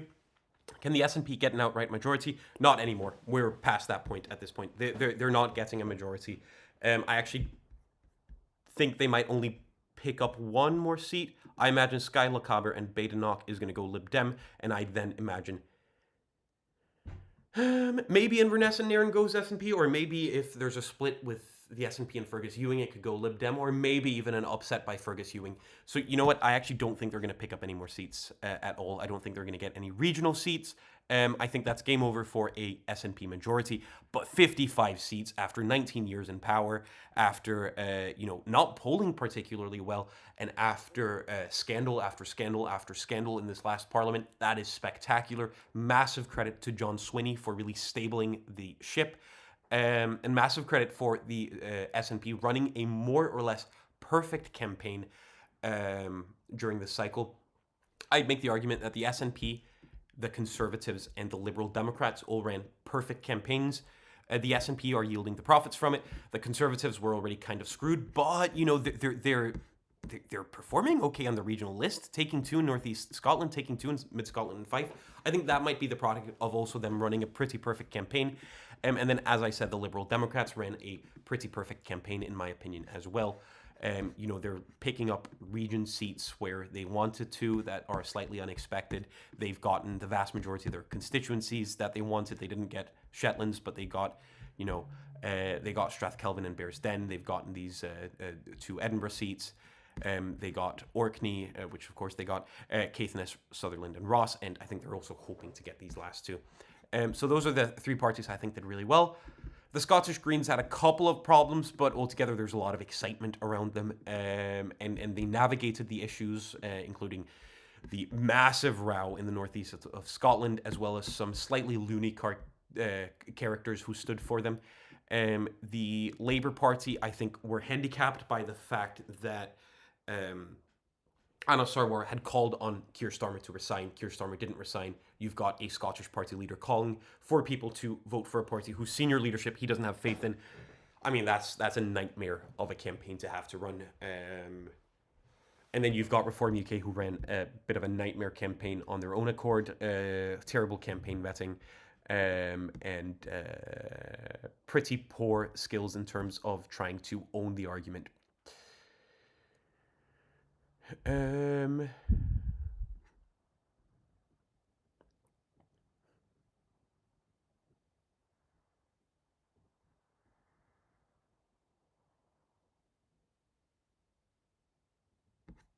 Someone saying Greens lost a list seat to the independent Green Voice party in mid-Scotland.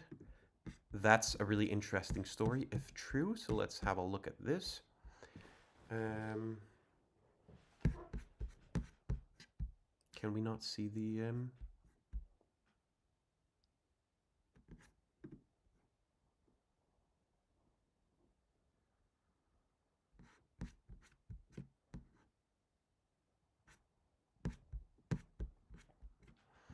I'm trying to see how you can see the exact outcomes in the regions.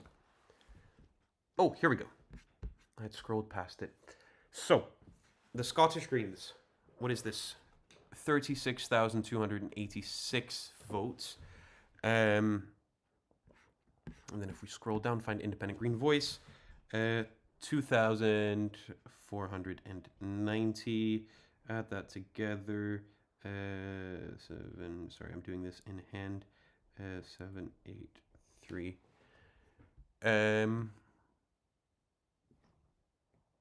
Yeah, it would appear like it. So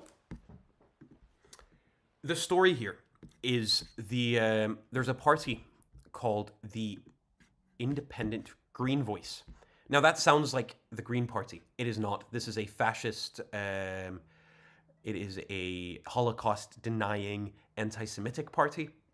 So it's a very, very different party from the Scottish Greens, of course.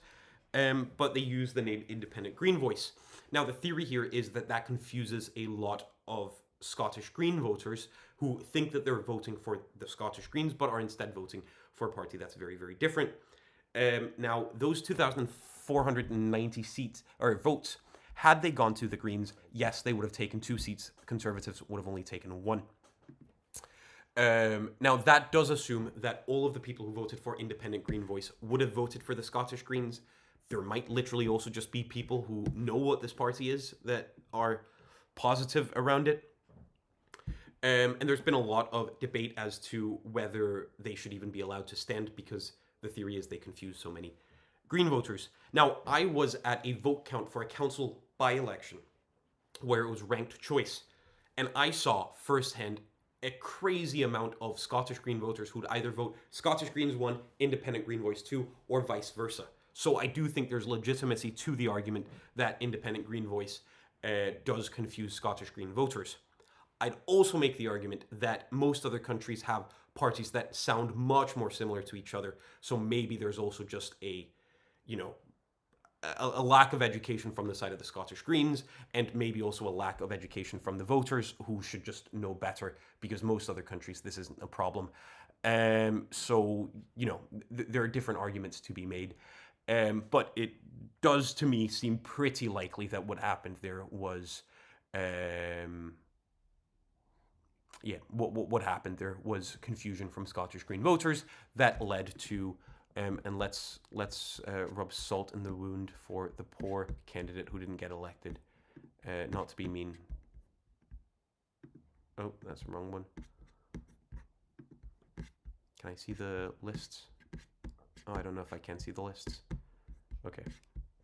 But yeah, there's definitely a Scottish Green candidate out there who will be pretty upset with that.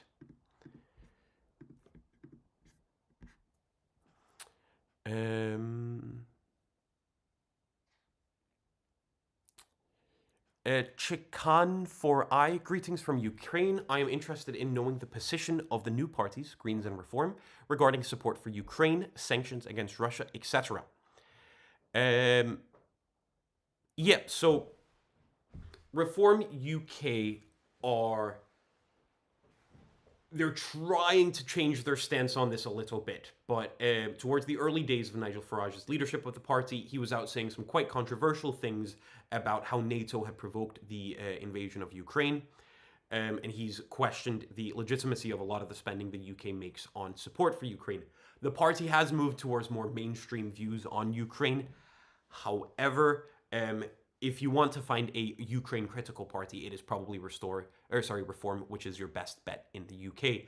In terms of the Greens, they're also, a little more critical of... well, they're not overtly critical of Ukraine, but they are overtly critical of militarization and of big spending on defense. And Zach Polensky has been out saying that if he became prime minister, his strategy to handling the issue would be to tell to tell Russia to stop. So I don't think there's been a whole lot of thinking within that party about that. Instinct245, fabulous stream. What's your view on Wales? What is my view on Wales? In general, I'd love to go there. I've actually never been to Wales. Politically, right now, what I can tell you is I think, with almost certainty, Rhys Iorwerth will be the new First Minister. He is the leader of Plaid Cymru. He will probably make some agreement with Labour to take power. And it'll be a slight shift leftwards for Wales. But it also will mean that now conversations will really start being had in Wales about independence. During this election, Plaid Cymru has actually been quite hesitant to be super pro-independence. It's a party that supports it, but it didn't want to turn this election into an independence election. Every time candidates were asked, they normally just sort of thwarted off the question and moved on to Welsh politics.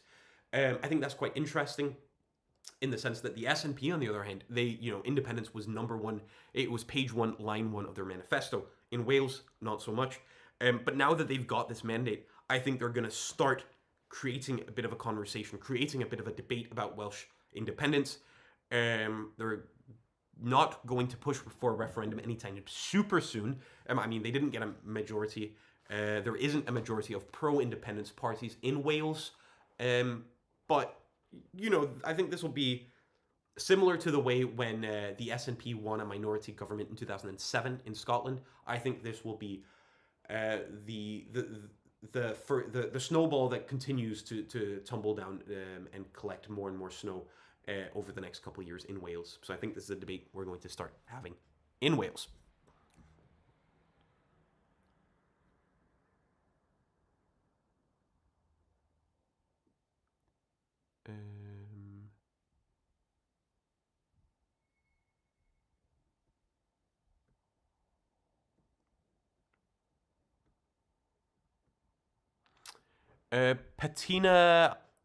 Patinal Jag 3671.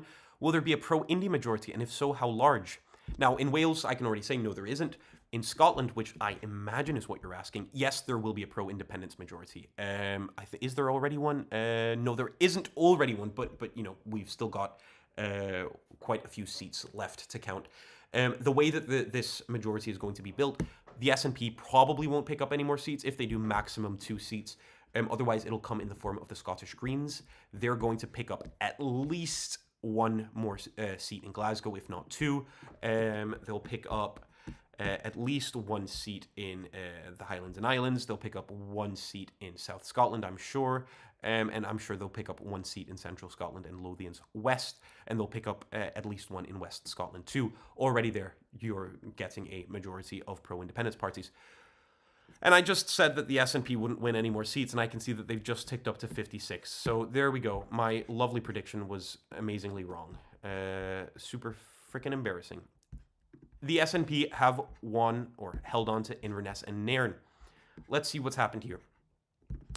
Emma Roddick wins for the SNP with 30.4%. Lib Dems in second. And then Fergus Ewing only in third. Not super impressive from Fergus Ewing, considering how much hype he normally gets in conversation around, here's a guy, he's more popular in his party, he's got the pulse of the people of his constituency. Clearly not. Emma Roddick, she's an incumbent, but last time she was elected was on the list. Now she's elected as a constituency MSP, so good on her. So yeah, I was wrong, but the SNP have just picked up one more seat, which the Lib Dems will be a bit annoyed about.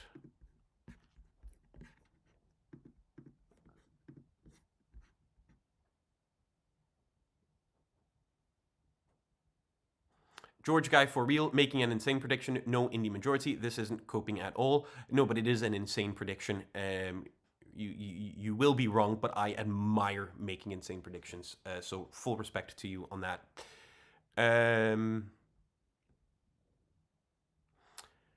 I also see a couple of people asking about Denmark and Danish politics. I am going to stick to UK politics on this, but yeah, crazy stuff has happened in Danish government negotiations today. For anyone interested in that. Greens have taken control of Hackney, says Under Blue Moon 910. So let's turn to England. Let's hop down to London. I might need to update. England. London. There we go. Green gain from Labour. Now, this is what we expected once this morning the announcement rolled in terms of the Greens winning the mayor seat in Hackney. But this is just further evidence of, one of the big shifts that Labour's seeing. It is these, metropolitan, cosmopolitan areas turning from Labour to the Greens. The Greens being more left-wing, more environmentalist, but also, I think most importantly, more socially liberal on issues like transgender issues, also on immigration, and that appeals to metropolitan types. So massive victory for Greens in Hackney. Not necessarily surprising, but they will be very, very happy with that. Let's have a look at what that means for the bigger picture here. Reform UK up 1,346. They'll be fairly happy with that. They've still got a little bit more that they could pick up. Labour down at 1,203. Weirdly enough, they probably won't be as disappointed with this as they might have feared in terms of the result that they could have gotten. Liberal Democrats only up 84. Not terrific for them. I do think they were expecting better. They've still got Surrey to wait for, but we're starting to get to that point where they're kind of underperforming, even though they've got a net positive. A little bit of stagnation territory for that party. The Conservatives down 489. That's, of course, not good for them, but it could have been worse. They might take that with a little smile. The Greens up 301. We're getting closer to that point where the Greens might be like genuinely happy and not slightly disappointed, but we're still not quite there. If this is the end of the result for the Greens, they will and should be disappointed.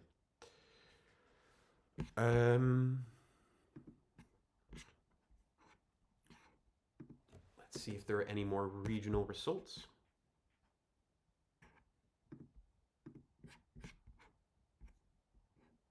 Nope.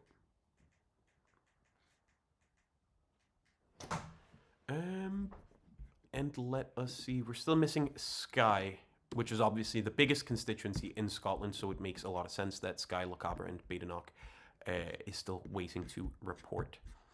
I think this will be Lib Dem, but last time I made a prediction, I was wrong.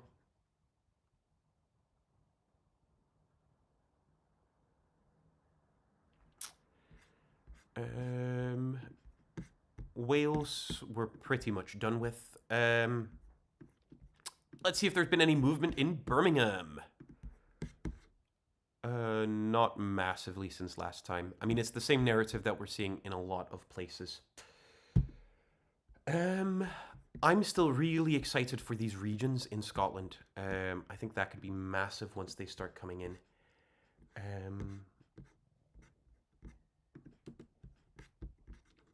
Let's see here. Still nothing. All right, I'll look for some questions. We've got a super chat from let me see if I can see the real Thomas 420. Thanks for covering the election. Do you think the two-party system in the UK is dead now? 100%. The two-party system in the UK is dead, at least for the time being. You never know. Maybe Reform and the Greens will collapse. They could. You see new parties emerge and then collapse. Yada yada yada.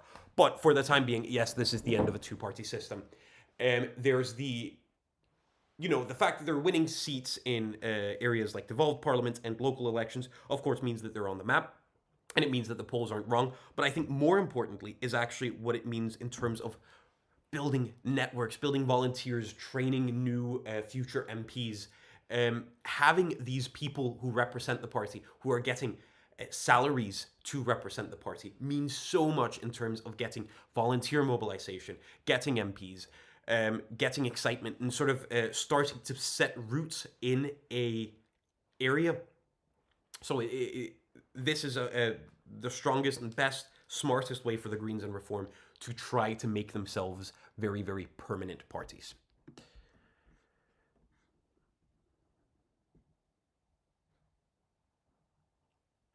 EntBen0873. Hi, Jonas. Based on the people making up the Conservatives in Holyrood, do you think their approach will be to chase reform or to pursue a more moderate approach like Ruth Davidson? Excellent question. Let me just double check who we've got. So I know pretty much every single one of these people personally. We've got down here we've got Finlay Carson. He's very much just like he's a constituency kind of guy. He's not a massive ideologue. He's a represent the constituency type. Of course, cares a lot about farmers. That's a very big issue in Galloway. Dumfriesshire, we've got Craig Hoy.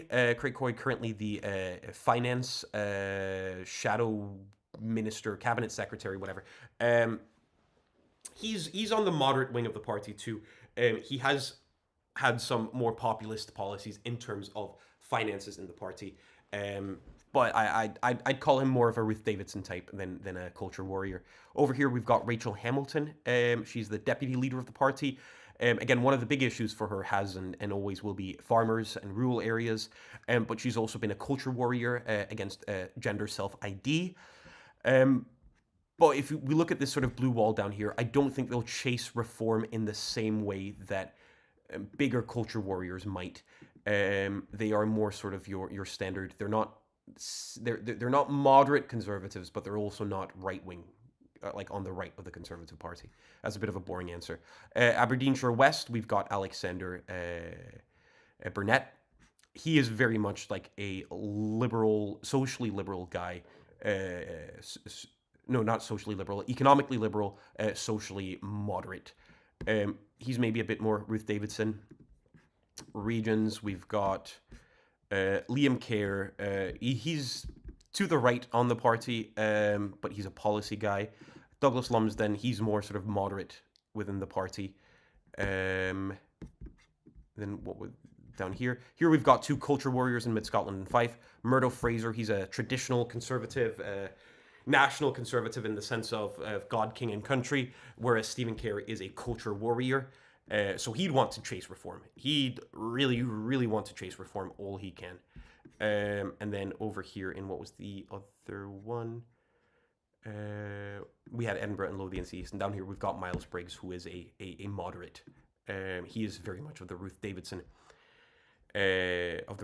type. So what I actually think you're looking at is a bit of a strange mixed bag, where they're going to have to find out with this much, much smaller group with quite a diverse ideological heft, what do they want to do? Where does the party want to go?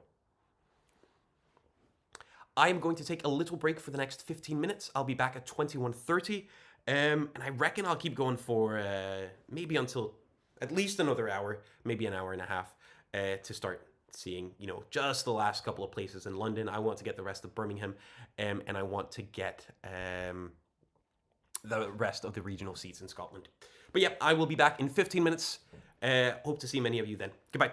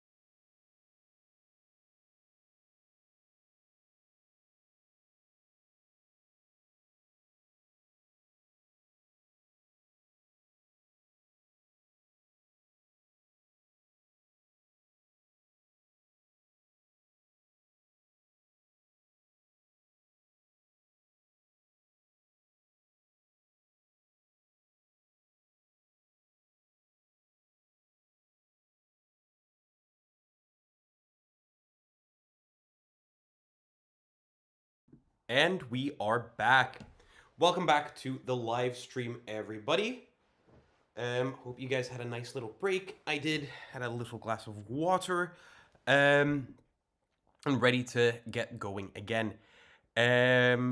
So with that being said, let us turn our attention to Scotland. I saw that another regional result came in, this time for Glasgow.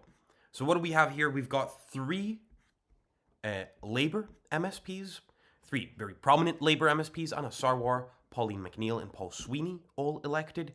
We've got two Reform UK members, Thomas Kerr elected, very prominent Reform UK member. And then we've got two Greens elected, Patrick Harvey, former leader for the party, and Iris Duane, who was the candidate up in the Maryhill and Kelvin constituency. She was very, very close to beating the SNP there, and she will, I believe, be the first transgender member of the Scottish Parliament.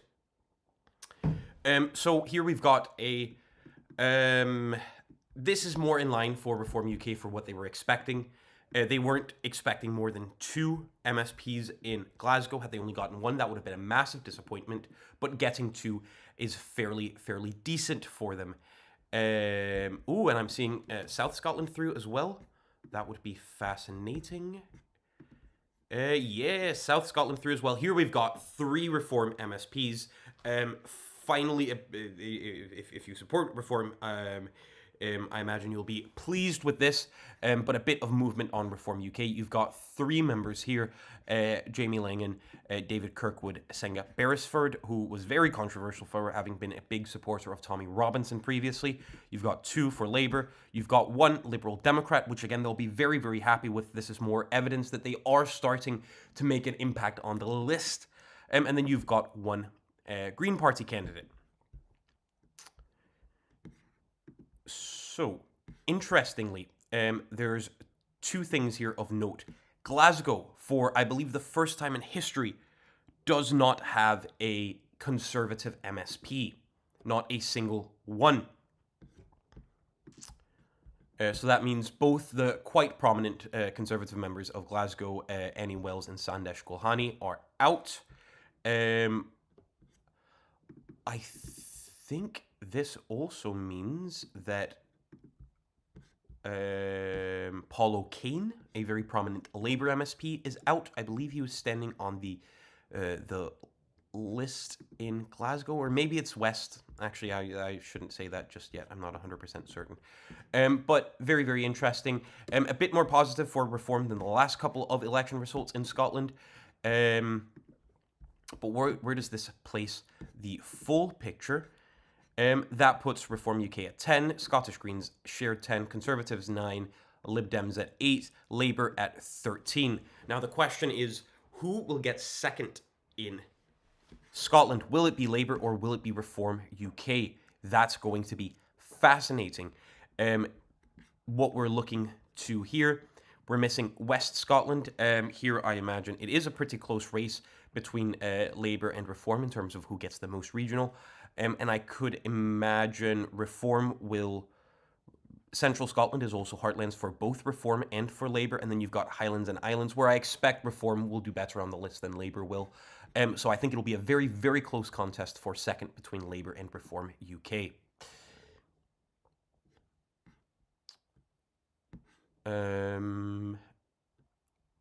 Then I also saw some movement in England, specifically down here.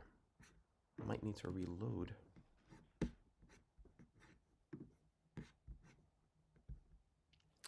So I'm seeing that West Surrey has been won by the Lib Dems on the TV screen, but obviously there's nothing here, so that's a bit disappointing from the BBC. Hopefully we get these Surreys in very soon, because that is what the Liberal Democrats are really relying on to take that number of total councillors up a bit. Let's see here in the comments. I'm also seeing final Scottish constituency is in. Yep, Skye, Lochaber and Badenoch has gone Lib Dem. This is a gain from the SNP, but a very expected gain. The last SNP MSP here was the very prolific Kate Forbes, but now it's been taken over by Andrew Baxter. Andrew Baxter, an interesting figure. I believe he was an independent councillor for a while, linked quite closely to the Conservatives, but he's since moved over to the Liberal Democrats. SNP in a fairly close second place there.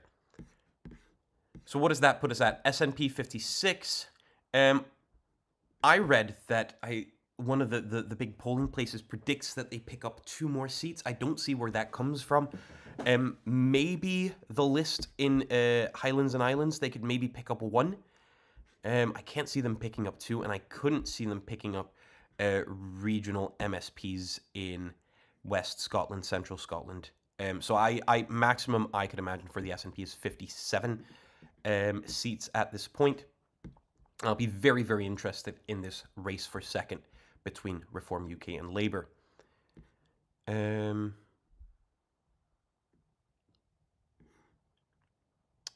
Arentlerian says, does the SNP contest in the list elections? I'm a bit confused as to why they're winning across the regional constituencies, but not on the lists. Love and support from the US. Yeah, so they're winning in the constituencies pretty massively, as you can see here, the yellow wave. But it's because the regional lists are levelers. So, say for example, maybe South Scotland isn't the best example. Let's take Glasgow. So if you look at the constituency, I mean, the SNP won almost every single constituency bar one for the Greens. So that is used mathematically against the regional levelling seats. So using the DeHunt method, effectively what that means is for all of the constituency seats that they win count against them on the regional. So if a party does well in the constituencies, they'll really, really struggle to take a single regional seat. So yes, they do contest the lists, but they almost never win from it.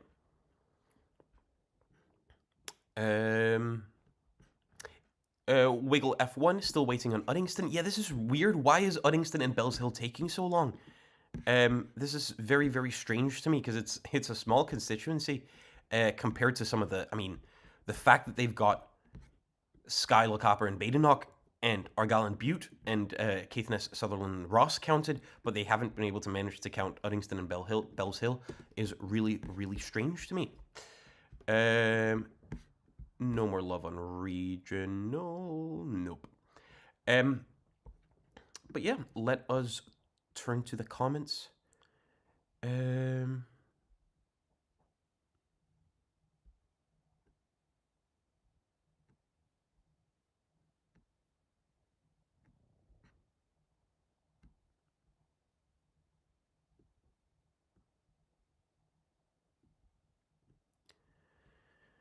Yeah, so I'm seeing you guys commenting about Surrey as well.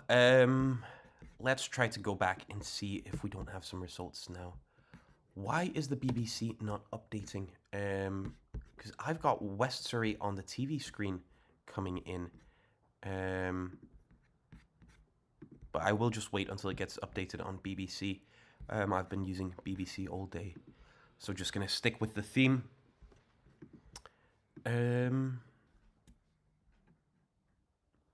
Kafidi is asking, do you think Labour will enter a coalition with Plaid or more likely to be a minority administration? I think the likeliest situation is a sort of agreement between the two parties where they you know, Labour will give them votes on certain issues. I don't see a coalition agreement, but I could see like a confidence and supply type agreement, or maybe just the confidence and supply on certain issues, similar to what you had between Labour and Plaid from 2021.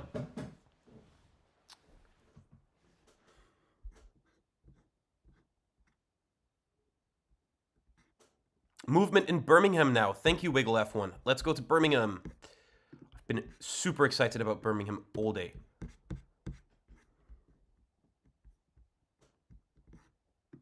Oh, that's wrong. I want to go to England. Nice. Okay. Birmingham, 89 of 101 seats declared. And we are looking at no party majority in Birmingham. Crazy. This is very much a Labour stronghold historically. But what are we seeing here? We're seeing a big shift towards the Greens, and we're seeing a big shift towards Reform UK. So now it'll be interesting to see which party ends up leading. Could Reform UK Conservatives cobble together an agreement around an administration? Could the Greens and Labour, maybe along with the Liberal Democrats, cobble something together? I think that might be the likelier outcome here, but it's all very much up for grabs, and very, very interesting. Birmingham is a very strange situation where the whole council is up for election right now, but they do traditionally use a staggered system. I believe it was because they made some redistricts, or they redistricted, so they need to re-elect everyone. And that means that within all the wards, many of which are multi-member, what they end up having is they'll rank it. So if you're the candidate who does the best, you get to get the full term, whereas if you're the candidate who does the worst, you only get maybe a year or two before you're up for re-election again. So a bit of a strange system. Let's see here. Adventurous gold, the yellow wave. I love that phrasing. And this time it's not even a metaphor for Johnson diplomacy. Thank you very much. Yeah, there is a yellow wave in Scotland. Not because they've gone up in vote share at all. They've actually gone down in vote share. But there is a significant yellowness, a significant SNP victory in terms of constituency seats, purely just because the unionist vote is so split.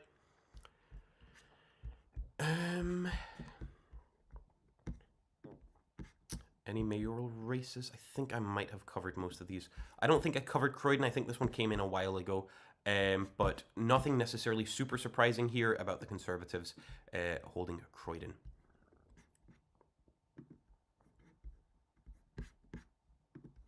Do we have more councils?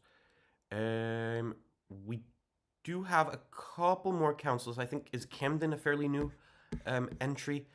I imagine we're going to go in here and we're going to see, yep, the Greens plus 10. Labour goes down quite a bit, but they still just hold on to power. Let's see, we're still waiting. Lewisham, Lambeth, Croydon, we expect will probably be a contest between Labour and the Conservatives.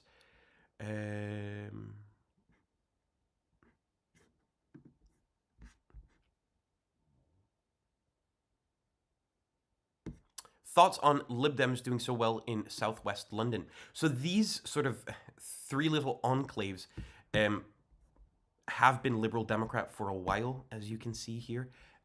So it's not actually super surprising.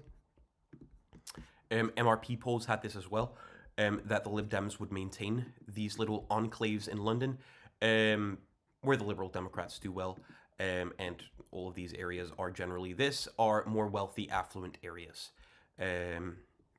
So I think that makes a lot of sense. And I mean, today is a good day to be a Liberal Democrat. They're not performing as well as I think they were hoping, but they're still at a net positive 79 seats. So it's no bad day for the Liberal Democrats either.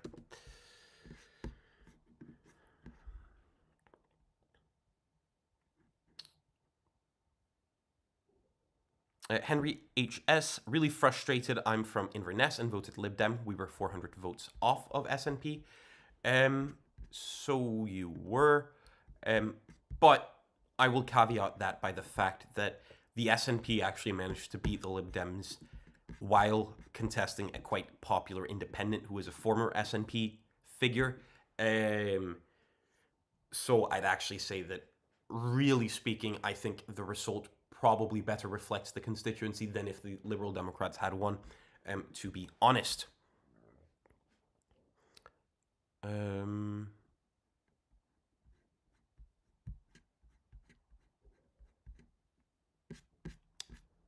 Let's see if there are any other.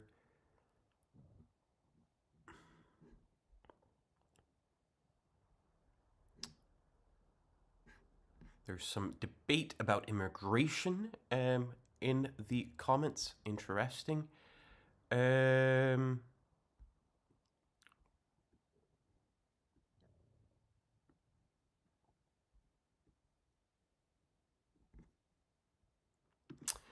But yeah, let's see if there's anything happening in this count of Surrey yet. Well, first let's check regionals.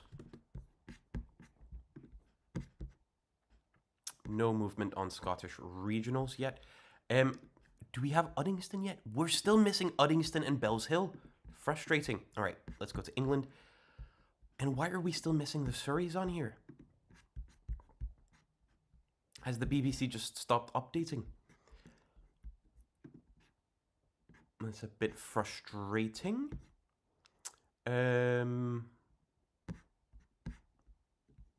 Let's go to the county councils. We've looked at all of these. No other county councils are up for election.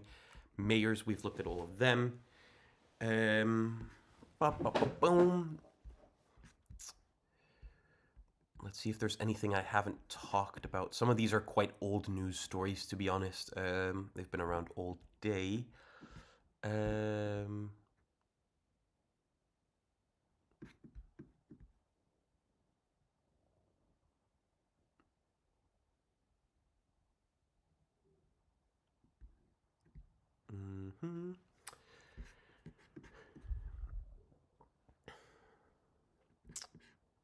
So we're kind of reaching a bit of a lull, I fear. Let's see what Milton Keynes has to offer. I don't know if this is a new result. Milton Keynes,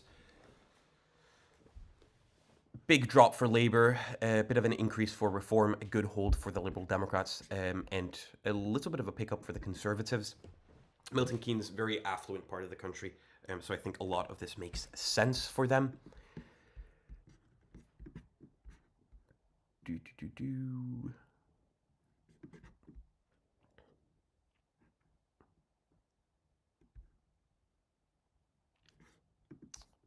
Let's see if there are any interesting comments.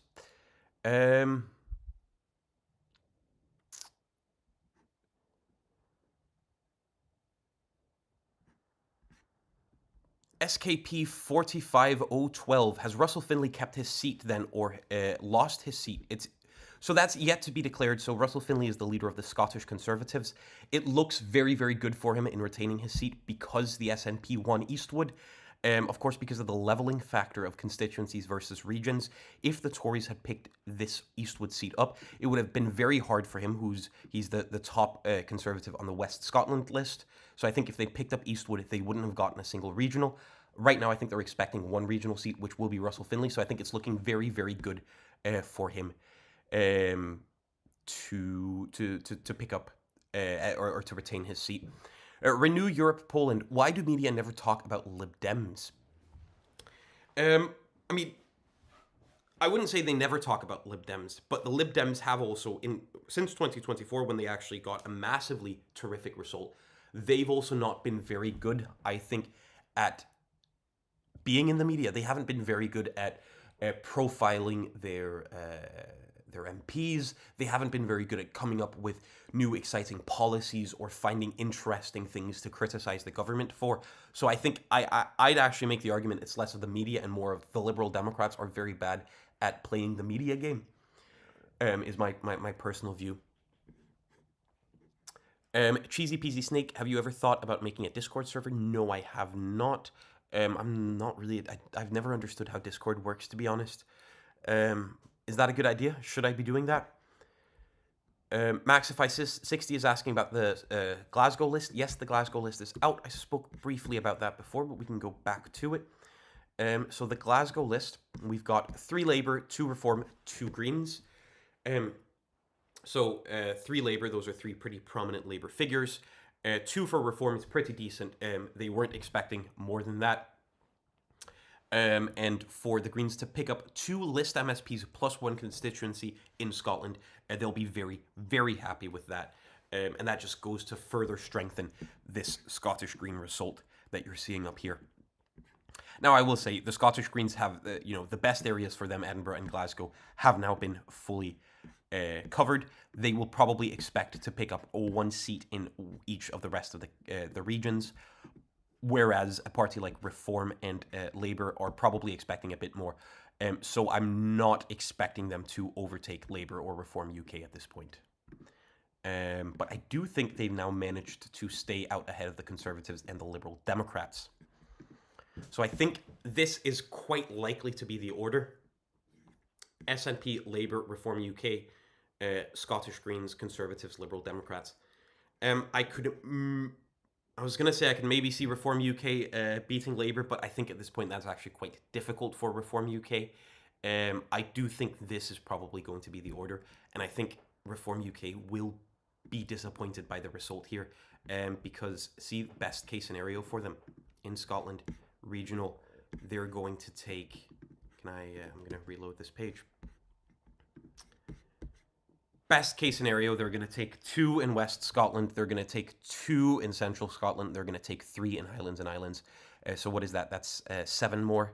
That takes them up to 17 seats.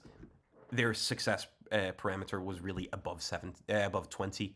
So they're not even really close to what they were supposed to get for a good night for Reform UK in Scotland. For Labour, I mean, any result they were going to realistically get was a massive disappointment for them, because we're talking just a year and a half ago, they were the absolute favourites to win, power in Scotland. So this is massively disappointing. I imagine they'll get slightly closer to the 20 than Reform UK, but they probably still won't crack it. Someone asks if the Conservatives could jump over the Scottish Greens. I mean, I reckon the Conservatives will get 2 regionals in Highlands and Islands, whereas the Greens will only get 1. So theoretically, they could maybe tie, but then we've got Central Scotland. They won't get more than 1, and they won't get more than 1 in West Scotland. The Greens are sure to get 1 in all 3. So what is that? At best case scenario for the Conservatives, they'll tie in 4th. Or sorry, yeah, they'll tie in 4th.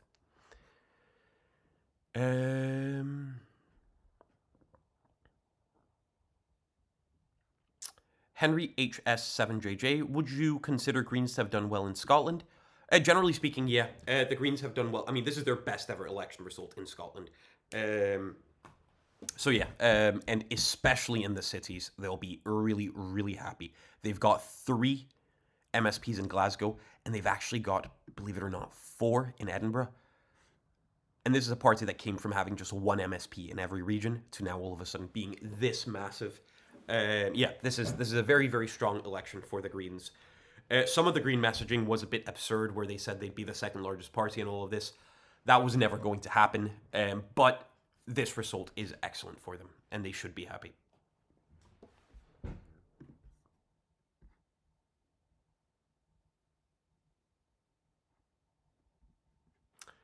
What do I think about the Wigan result? Let's go to Wigan. Isn't Wigan over here? There we go, Wigan. I think Wigan was quite early in announcing. Yeah, I mean, this is one of the really sort of intense results that you can get.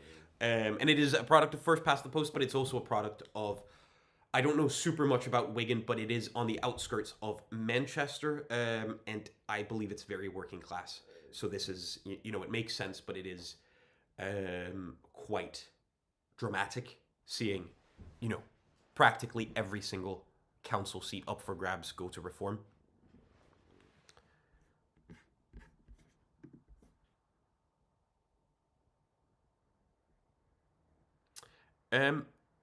Ale8689, is this the worst case scenario for Labour, or how is this for them between 1 to 10, 1 being absolutely catastrophe and 10 being not too bad?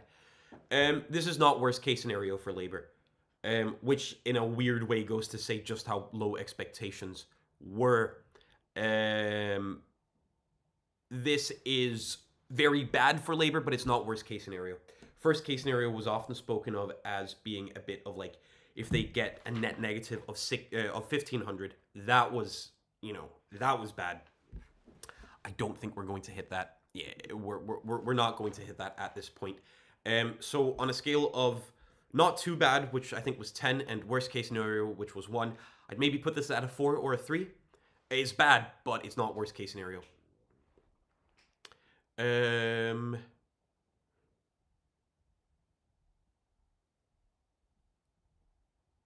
Rory Montgomery, the Scottish Tories are still living, right? Yeah, they're still alive. I mean, they won't be the biggest party in opposition anymore, but they're still there. They've still held on to a fair few constituencies. which once you've got those roots, and if you keep watering those roots in local constituencies, that's very, very good for you as a party. So yeah, they'll have future cycles where they could potentially do better. Crimson FC, what do you make of Rupert Lowe's wins near his stronghold?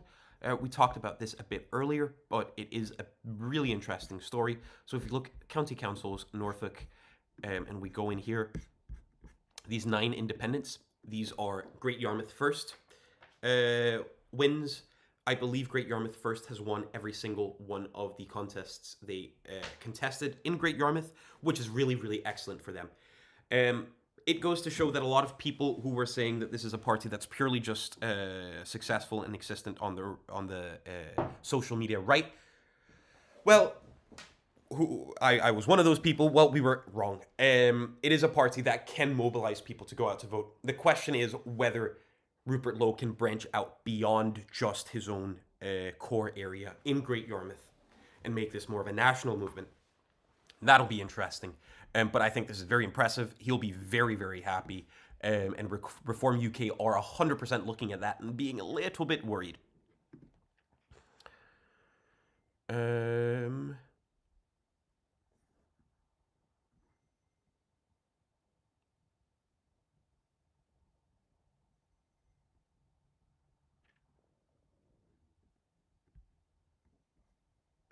Okay, let's go back to Surrey.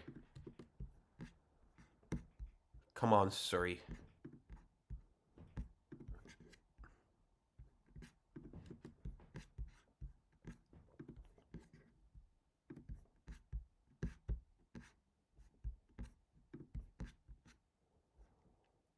Okay, we're getting a couple of results on here for the Surreys. I don't know why BBC is taking longer than most other media to report this.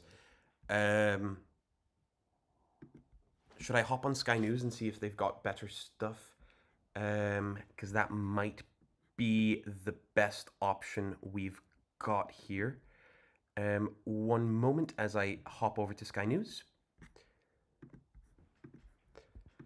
Bear with me. Let's see here. Sky News.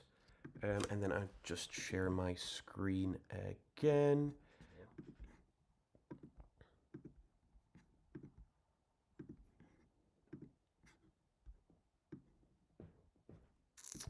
And we are back on Sky News. Let's see what will come of this.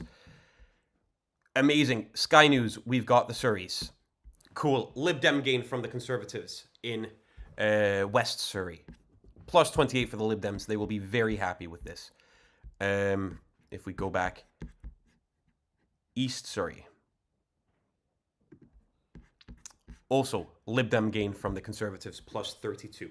Yep, these are places that the Lib Dems were hoping to do really well in, that they were expecting to do really well in, and places they have done really well in. You don't really see Reform super much on the rise in the Surreys. These are very, very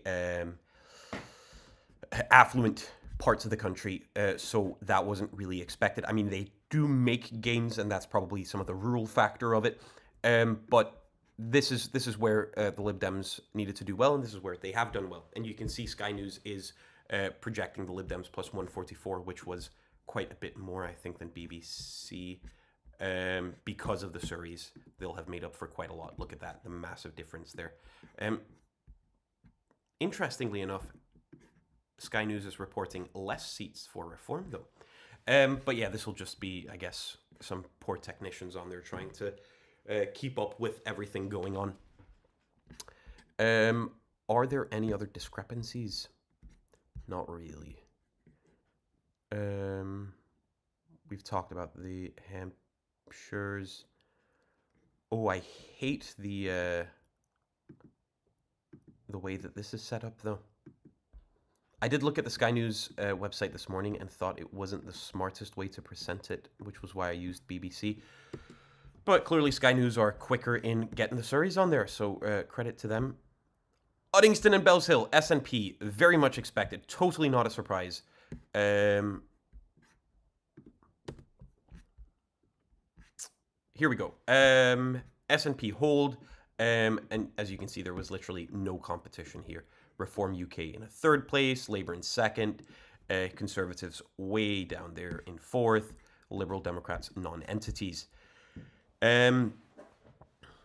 So yeah, very much expected. But that means we've got every single constituency in Scotland, and that means we've got 57 SNP seats. They could maybe actually win one more, up to 58 if they win a seat on the regional list in Highlands and Islands, but that'll be that for the SNP.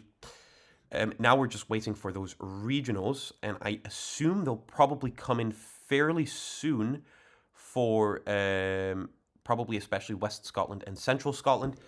I can imagine Highlands and Islands might still be quite a while away.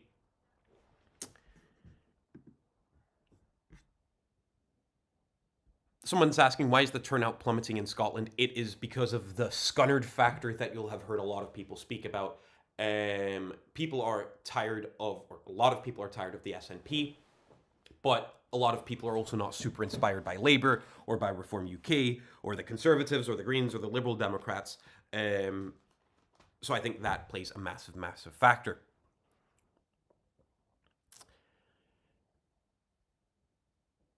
Someone's asking, London results. Let's turn back to London.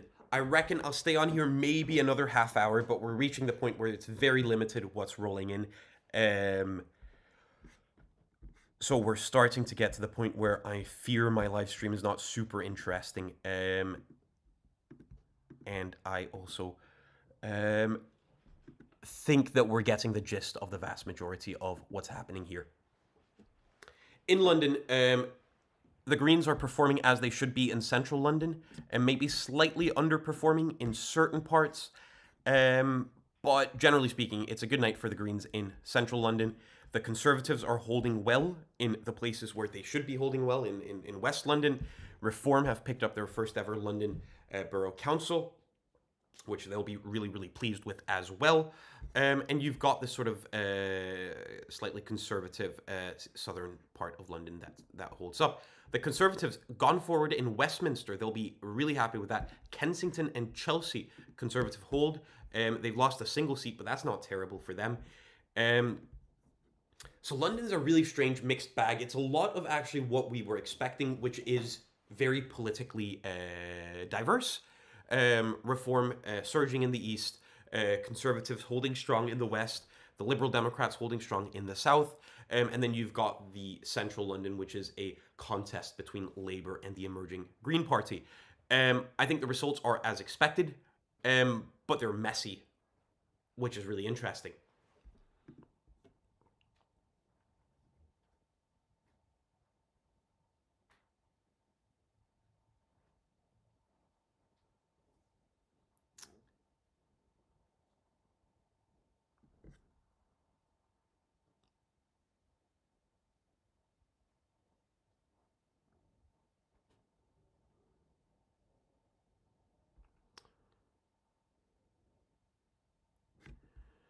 I'm just looking for questions. Rory Montgomery, does ultimate responsibility for the Scottish Tories lie with Badenoch and Finlay or other factors? To be honest, other factors. This is the first election since Partygate. It's the first election in Scotland since the Truss mini budget, since the chaotic days of Rishi Sunak. It's all of that. And all of that, of course, also led to a rise of reform. That's the other big factor. I don't think it's actually super fair to blame it on either Russell Finlay or Kemi Badenoch. I think the Tories actually ran a more or less perfect campaign in Scotland this time around. They did everything they were supposed to. I think they're slightly overperforming some expectations because of that, but they were never going to be able to massively do well.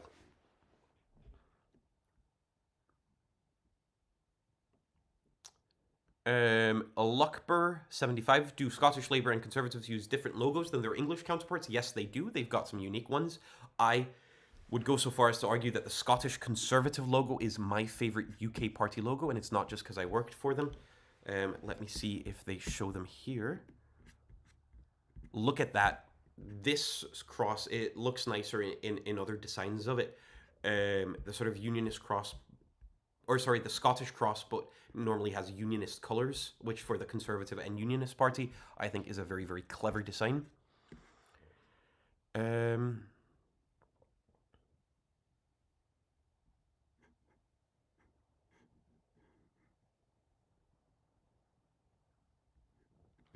Mad A7E Mad, do you think SNP can still get a majority? Absolutely not. They will not get a majority. They will get 57, maybe 58 seats, but that's where they're capped. Because if they were to get a majority, they'd need to win a bunch of regional seats, and the SNP doesn't do well on the regional seats when they do very, very well in the constituencies. That's the way the system is designed. So nope, they will very much not. Sorry if that's a disappointment. We're still waiting for these three regions. I'm not expecting miracles from Highlands and Islands, but come on, Central Scotland and West Scotland.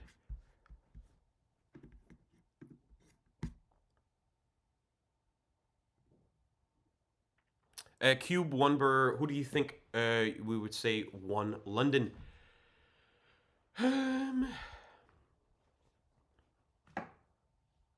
Probably the Greens.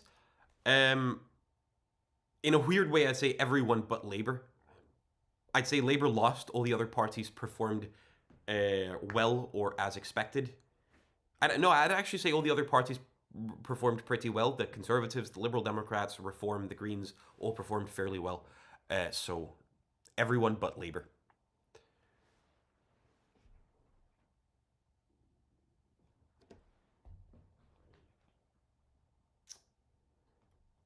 I am just going to quickly have a look at the news to see if there's anything crazy going on there.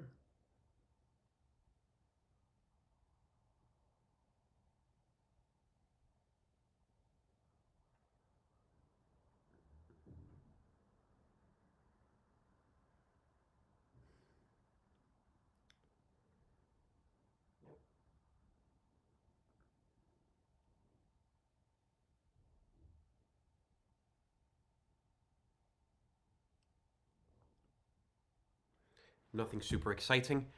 As I said, I think I am going to slowly start wrapping up at some point soon, just because we've reached the point where we know what the big stories are, and we're really just waiting for a couple of seats. I think we've spoken about most of the interesting stuff here. Adam Kiss also asking, who would you say won London? Again, everyone but Labour. Every other party won London. The Conservatives did well where they were supposed to. The Lib Dems did too. So did Reform, and so did the Greens.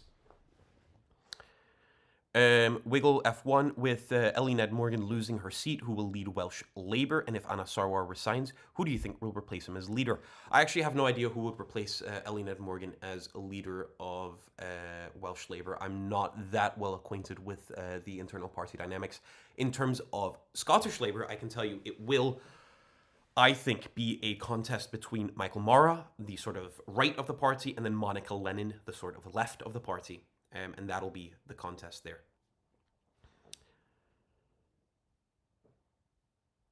Alex Potts 6520. Do you have any expectation for any explanations for the weird results in Shetlands and Western Islands, or is it just islands being weird? I think it's just islands being weird. I imagine it has something to do with the local candidates there. But I don't know. I mean, the Shetlands going SNP is crazy to me. That is a Lib Dem safe seat if I've ever seen one. So that is wild.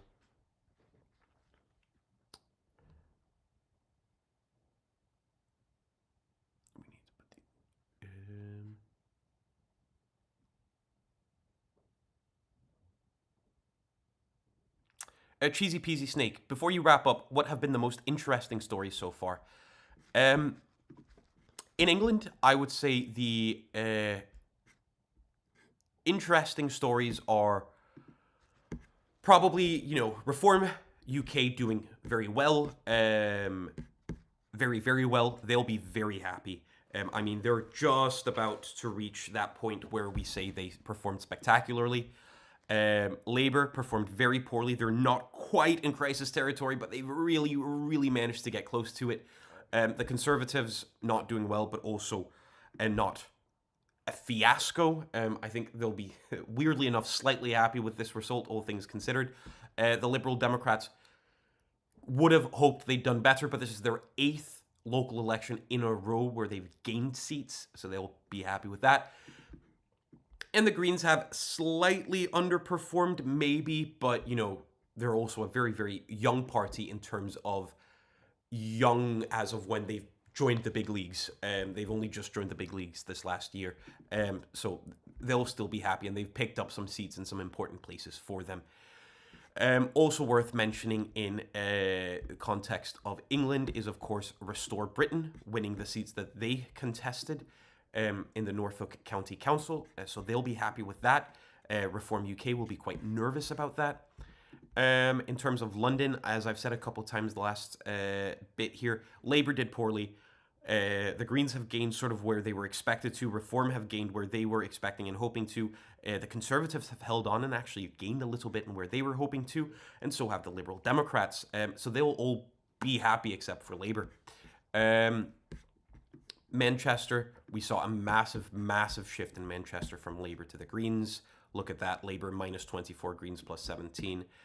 Reform also gaining a little bit of traction there. If we turn to Birmingham, we also had a collapse for Labour. Look at that. That is crazy. Big rise for Reform and somewhat big rise for the Greens as well. And this just speaks to the general narrative. Labour losing seats, Reform and the Greens gaining. We had a couple of areas where the Lib Dems were doing okay. We're going to hop over to Sky News here. In the Surreys, they've gained that territory from the Conservatives. They've also done well down in Hampshire. County Council, Hampshire. Here we go. Boom, boom, boom. If I remember correctly. Yeah, look at that. They've gained a few seats. There's Reform UK, those still gaining more. Those are the big narratives, I'd say, out of England.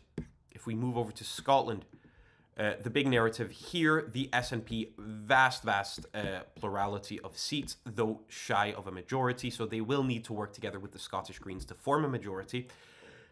Also worth noting here, Reform UK are underperforming in Scotland. I think it's fair to say at this point. Labour also performing very, very poorly in Scotland. They'll be absolutely devastated by that. Conservatives going back as expected, but I actually think they'll be secretly slightly happy with the results. And the Liberal Democrats picking up list seats, which they'll be happy with.